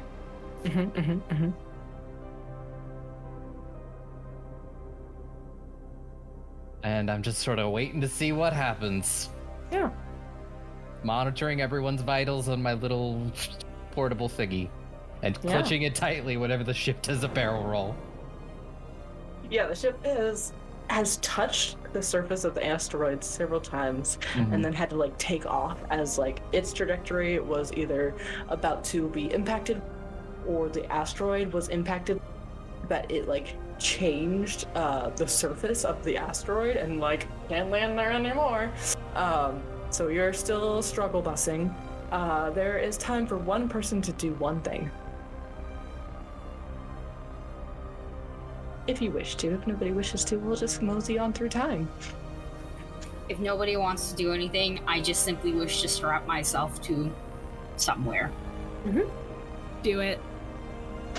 Yeah. I will go find wherever is closest, right? To where I found Cosmo, yeet myself in there, buckle the fuckle up.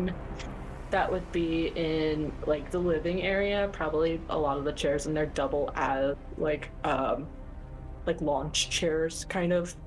Yeah. I'm gonna buckle the fuckle up and then hold on to this cage crate, whatever, so that way Cosmo is chill. And yeah. Attention, the Hollow One will arrive in T-minus 10 minutes. Yeah. The fuck is the Hollow One? I yell. Don't know. I'm not that loud, Jesus. You're actually really close to the med lab. You're in the... Yeah, we're like across the hall from each other. You're easily in shouting distance. Oh, we are? Okay, cool. Yeah. I see that you have taken some damage. After this, I will fix you. Yeah, to give you numbers, it feels like a 1 hit point scenario. So you're missing 1 slice of pizza. 1, yes. Over the comms, Captain is just going, I have no idea what this Hollow One is. Hopefully everyone is strapped and in safety. Please be prepared for sudden impact as we try to land on this fucking asteroid. And just stay on your toes. That's how the saying goes, correct? Stay on your toes. Being on our toes right now seems like a bad idea. You say from the basement. You got comms. In the background of Joseph's transmission, you just hear Mina doing, I am doing my best! And you're doing great. We are just doing something idiotic. I'm fully aware of this. There is this really jolt, and all of you are like, if you weren't strapped down, unfortunate, as the ship makes just harsh and sharp impact with the asteroid. And you all, like, your heads are being jostled around on your necks.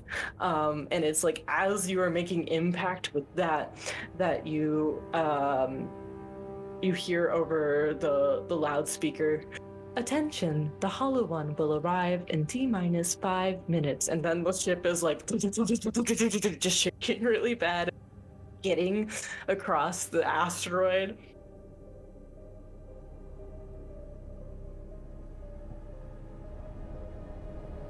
Are we able to...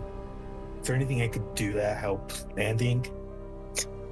I think you already are. I think you already are helping with the landing by, like, monitoring the equipment, being co-pilot in general. It's just a very difficult thing that even with the stunt success she had earlier, it's still being terrifying.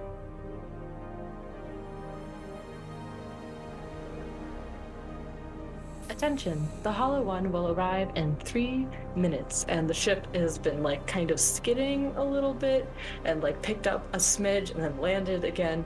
And you seem to have stopped moving, but you can still, like, feel vibrations through the ship continue to impact against the asteroid, the Argo. And you have 3 minutes until the Hollow One arrives. Good. Like, they should have, like, the landing pad feet that, like, clip into stuff. Yeah. Could I just, like, tell me to, like, deploy the landing gear, make sure they are clamped tightly, use other things, any minerals or whatever in this fucking asteroid. You need to stay suited, and just like, I need to check on everything to see what the fuck the Hollow One is. Hey, careful moving around. I don't think we are safe. I'll just... I don't know. I think over the comms, just I was gonna say again. Okay, where is everyone? Med bay. Living quarters. Dropped in the cargo bay. My room. That's Vesper. That sounds all good. Why are you in the cargo bay? Tornado rules. Have you never been in a tornado? No. No. It's the future. Why would I live in an area that's full of tornadoes? We're not in Kansas. Well, we And sure as not hell did get currently. those fucking weather reports. Okay. I think Joseph over the comms gonna, like, specifically to Fairweather, just hang tight. And they're gonna say this as going up to specifically the medical bay. Because that's where the two of them closest are. Also, Captain hasn't told anyone else about where the vents go. Yeah, you're making your way there. As you are in progress, you hear the announcement over the speaker. The Hollow One will arrive in T-minus 60 seconds. Brace myself. Fuck. Actually, really quickly, how close would the captain's quarters be to the med bay? It would be on this level, this deck. Okay, I think. So you could get there quickly. Yeah, I think on their way, Joseph's gonna, like, make a quick thing and run to their quarters to run to a tiny safe that they have in there that holds a data drive. Ooh. What are you doing with it? Well, they're gonna get it, and they would need to make their way back to a main console for it. I don't know if we have time before the quote unquote Hollow One shows up, but that would be what they want to do. Attention. Nope. The Hollow One is here. The ship goes very still. like the meteor storm has like stopped, which seems unlikely. But there's no more impact vibrations, and the lights have still not turned back on, so you are still all bathed in that red emergency light and shadow.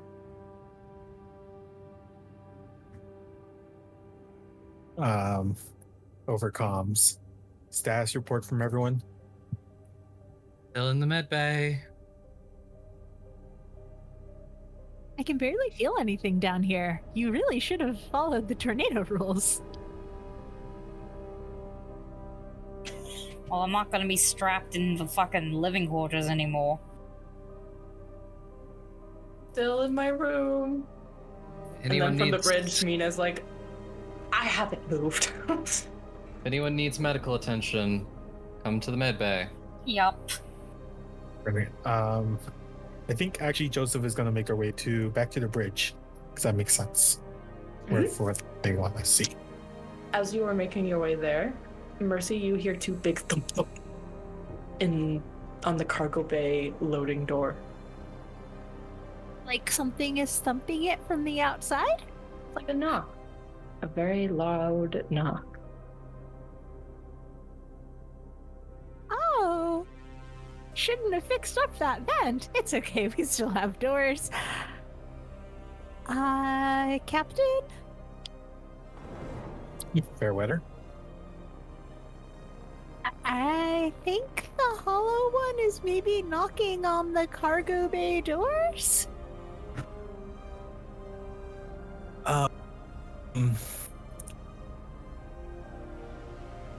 Leave the cargo bay as soon as you can. I have no idea what this is. Is there like a window or any way to look out though? Not from the cargo bay. Actually, I take that back. I suppose there would be two narrow slit windows. Yeah, I'm just gonna sneak my way over there and try and look out real quick before I leave. Yeah, I'm gonna need you to add a stress die. Oof. And roll me a lovely observation.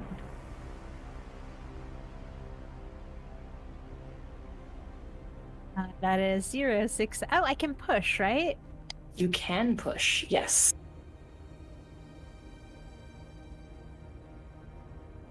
You add a stress die and then you push.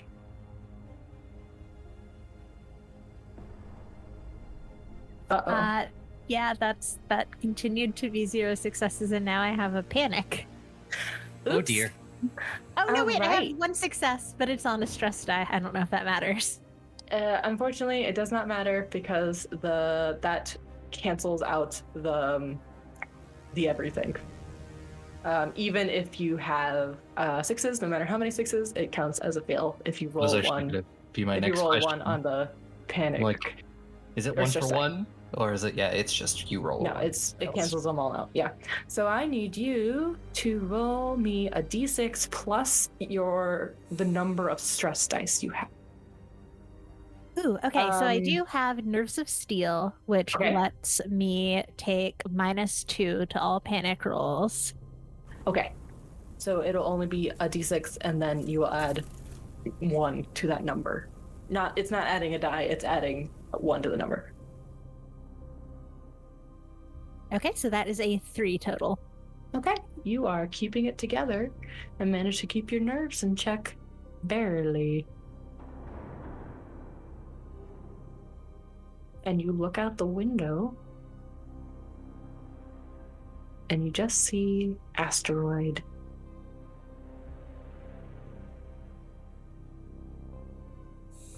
I was sure I heard a knock, but there's no one out there.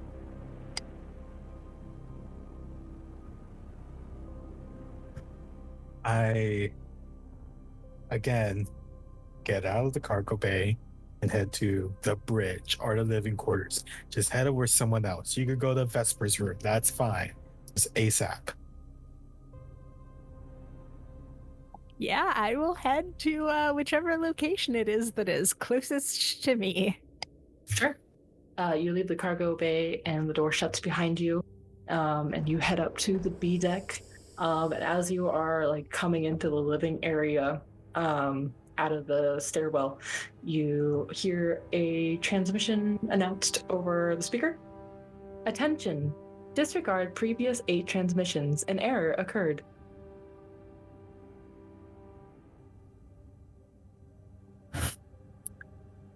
Mother, every day I feel like you being unable to play a trick on us is more and more of a lie. These were transmissions received from Command directly. I simply played them out. I stand by my statement.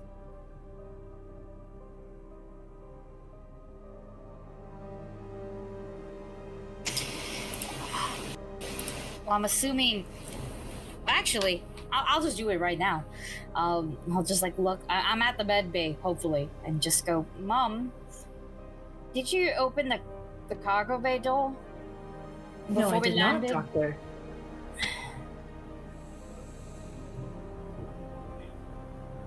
Well, why does it say you did on the log?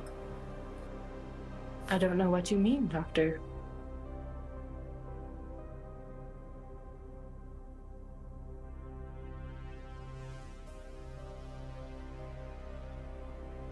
Interesting point of order. All of you have received a private transmission. Oh.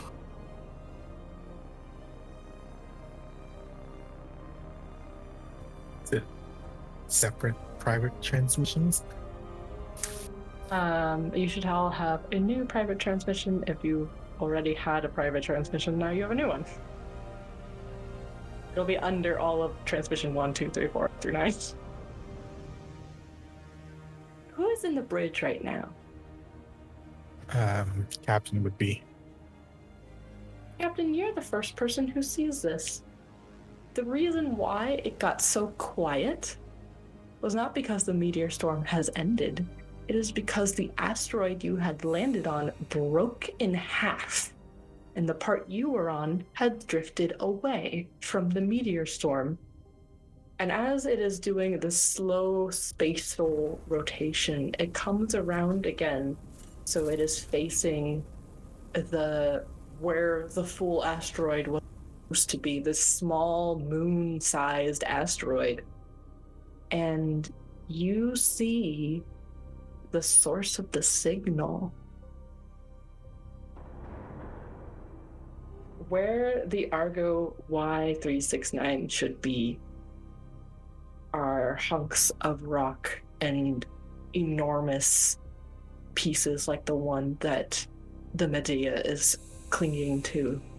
And in the midst of the debris field is this massive starship. And along its side in faded white paint, you see the words USCC Amekanos. And that is where we will end it tonight. Oh, fuck. Yeah. Well, almost. Oh, I have one more thing for you. Sweet. We see a figure creep down through the halls of the Medea, down past the B deck, down all the way to the C deck. And the cargo bay door opens for them without hesitation, and they walk through the mostly empty bay to the neat row of 6x4 crates along one wall, all covered by a tarp. And they pull away the tarp from the first box and type a code into the keypad on the door, and it hisses as it unlocks. And as we fade to black, we see the crisp label upon the steel door. Fairweather, Mercy. And that's where we will end. Excuse me? I think I guessed correctly. Can't believe someone stole my identity. So rude. Exactly what an android would say.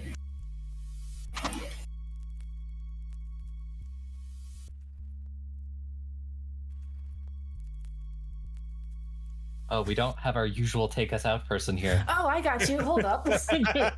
Sorry, I didn't write anything for this one, but I got you. Thank you all for joining us with Mother May I. I hope it was stressful for you and only the name of the game. Don't die, and see you next time among the stars. Bye. See you next time Craig. Among Us. Fuck you, Craig. Yeah, Fuck you, Craig. I think I saw Mercy venting.